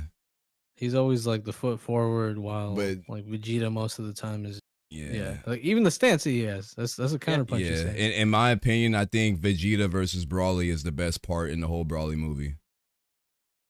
Yeah, you know what? That had weird ass pacing. I will not give that the light of day to not point out, because what was it? Fucking it took Vegeta Super Saiyan, and then he went blue before Broly went Super Saiyan, and then Yeah. No, when he Broly went was Super red. Saiyan, he was fighting Goku base form, and I was like, nah, come on, you can't do that to Vegeta. You can't do that Yeah. shit to him like that. Yeah, it was done for them to give Vegeta the red Super Saiyan God form, only for it to like immediately do nothing to Broly.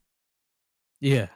But I don't know. It kind of, they were basically trying to hit the point, like, if you're going against Broly, you can't like slowly power up. You gotta just No. you gotta go blue like Vegeta was right out ready. the gate. He straight up said like he was gonna murk him right then and there. And then Yeah, Goku he's- Yeah, because just stood in the way. one thing that makes it apparent is when he's fighting Gogeta, because Gogeta goes Super Saiyan, and even as a Super Saiyan, Broly is still kind of keeping up with Super Saiyan Gogeta, and he realizes like, oh shit, this fucker is keeping up. I gotta like make this gap to where he can't, and he goes blue, and the second he goes blue, the fight is fucking done. But my thing is, if Gogeta would have kept going as Super Saiyan and then went like Super Saiyan 2 Gogeta and like slowly, Broly might have kept up with that shit. But it was the fact that he just said fuck it and leapt straight to blue. That's what ended the fight. Yeah. And I mean, the best part is when he does that final Kamehameha, right? Broly, he saw it. Yeah, his He was like, I'm pupils dead. come back. He's like, all right, this is real. He was about to hit him with, it was just a prank. It was just a prank. Because like Gogeta was like, all right, I can't beat you by knocking you out. I got to beat you by killing you. So if it wasn't for that wish, he would have been clapped. That was 100% Vegeta right there. He was like, I'm not fucking playing these games. Yeah, which is weird. Like Gogeta seems like, because you would think Gogeta would be like more like Goku, but he's actually like more like Vegeta in a way. yeah, no, Vegeta was the one that was like clowning around. Yeah, And they always blame it on Vegeta, but it's Goku, dude. exactly. He's just got Vegeta's like intellect to be making these Till fucking this jokes. day, the Vegito versus Zamasu still irks me because it's like it had so much potential to be good, and it was so short, and it just came and went so fucking Yeah. good. And what pissed me Yeah. off is they showed half of the fucking fight in the trailer. Like, you know how they give you a sneak peek for like next week's episode? I'm like, bro, y'all practically showed half of the fight in the sneak peek because it really wasn't that long. That's one of the times I'm always gonna say like the manga was like better. Yeah, Just for that fight. Oh my god, that was so fucked up. Yeah, they blue balled Vegito fans. Yeah.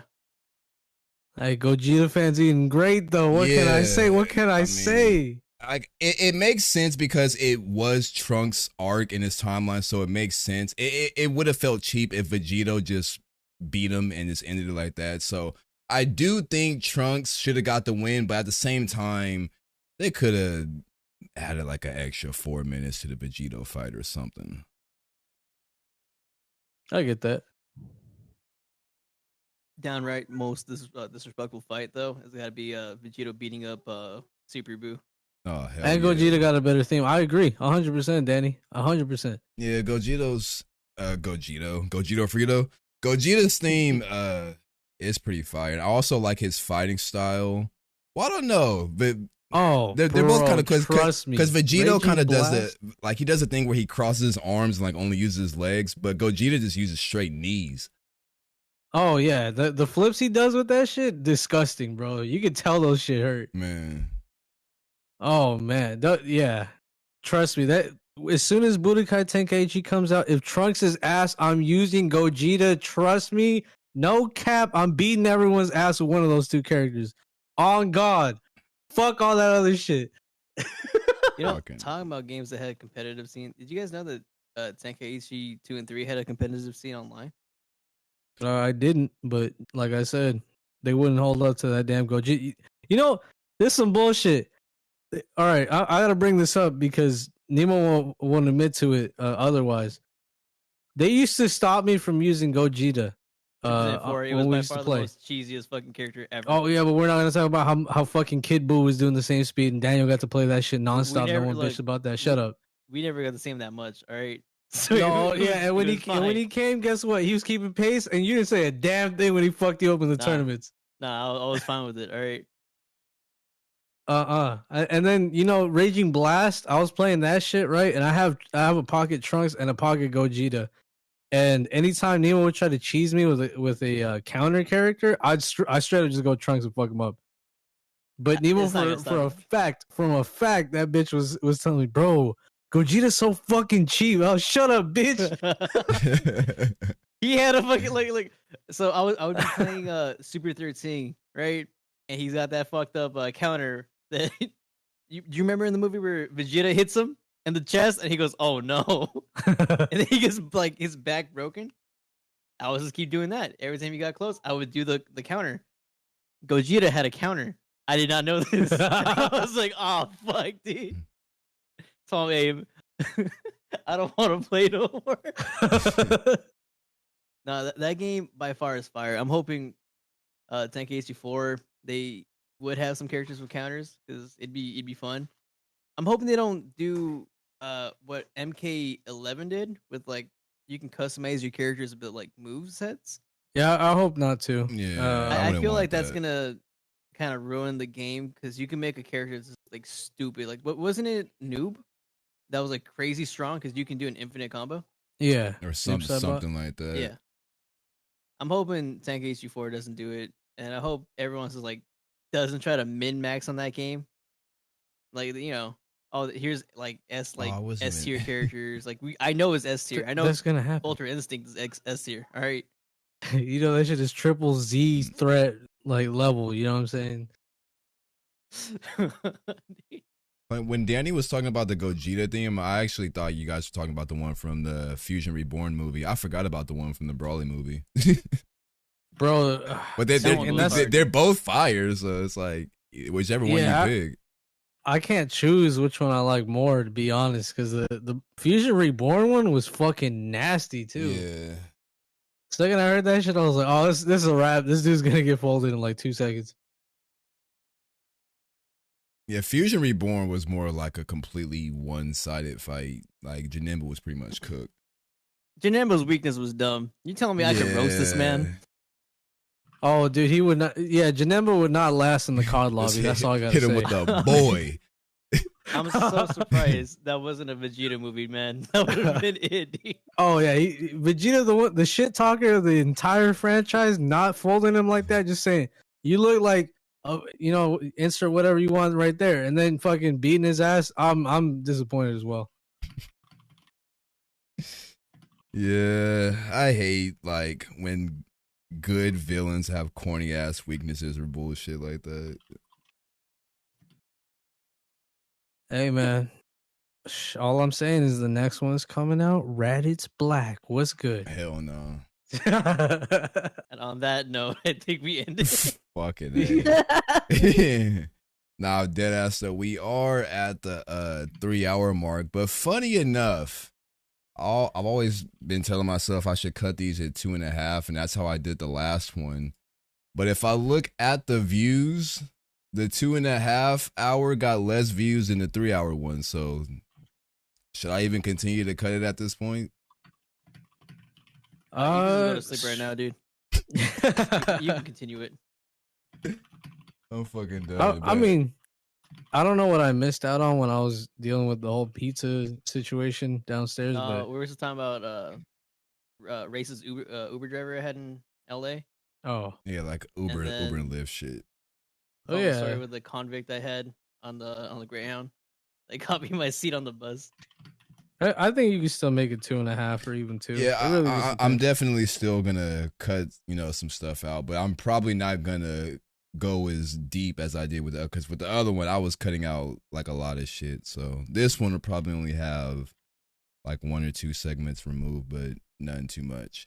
But at the end of the day, it could also depend on like the subject matter and title and shit. Maybe, maybe people cared more about Tenkaichi 4 and RE4 than Chris Rock, So maybe that's why the first one got more views. So you never know. It's a lot of questions and variables, but y'all know the drill. We are just figuring this out as we go. You feel me? But any closing statements before we wrap this up? I request next time we do a podcast, we do it at IHOP. Funny enough, we were actually I was leaning toward doing this as a recording and not a live stream, but been kind of holding y'all on the streams lately. It's probably my first stream this week, so I feel like I kind of, owed y'all a stream, so that's why I did it. But in the future, there is a slim chance I might just do these as recordings and then upload them. And speaking of that, I don't know when I'm going to upload this one. It might be a while. It's next month, don't worry. Be on the lookout for Jordan's VR stream coming up. Oh, yeah. Speaking of that, almost fucking sprained my ankle yesterday playing fucking Super Hot. Dead ass. I was like crouching, like going prone, like rolling over. I was solid snake out in this motherfucker. I'm telling you guys, listen, he's borrowing it. He's going to be doing some shit with it. Keep an eye out. That shit made me sick when I tried it on, man. Which is funny. I've been playing I played a little bit of RE4 with the with like the full motion, and that makes Andy sick. He can only play it with the teleport. Yep. But funny enough, I'm fine as long as I don't like manually turn my head. If I control the camera with the analog stick, I'm fine. But once I start to like manually turn my head and my body, that's when it gets to me. I'm like, all right, I can't do that too much. That's wild. That shit would make me want to fucking kill over. Yeah, I definitely have to play it in small doses though, because the headset in general just, I don't know if it gives me a headache or it makes me just like lightheaded. Might just need to fucking cut my damn afro off. That could be the case, but I don't know. This is the pressure that the thing puts on your head, trust me. Man, time for Jordan to get dreads. Hell the fuck no. My number one thing is I don't want any hairstyle that I have to manage. So fuck all that. But any more closing statements before we get on up out of here? No. Well, be on the lookout. ladies and gentlemen, there you have it. That is going to be episode 3. I told myself this is going to be a shorter one, but we actually went very deep on a few topics. So short one, squad, come on. I The think only it's short pretty one average. is me. All right, let's go. fucking done. But all right, y'all. That's going to call it for the. Oh my fucking God. You know what I just realized? What? You know what I just fucking realized? I never hit start recording. Hey, you can download the Download VOD. the VOD. Yeah. I could, but VOD qualities are kind of Damn. shitty. It's no big. I mean, they're not really watching these podcasts for like the video quality. So theoretically, I could download the VOD, but fucking A. Well, You should put those Subway Surfer gameplays under it, all right? ladies and gentlemen, that is going to call it for episode 3. I don't know what Nemo was talking about, but we're just going to act like that was not even said. But all right, A y'all. boring ass stream. All right, guys, let's go. Did y'all hear something? All right. All right. All right, y'all. Until the next time, we are outro.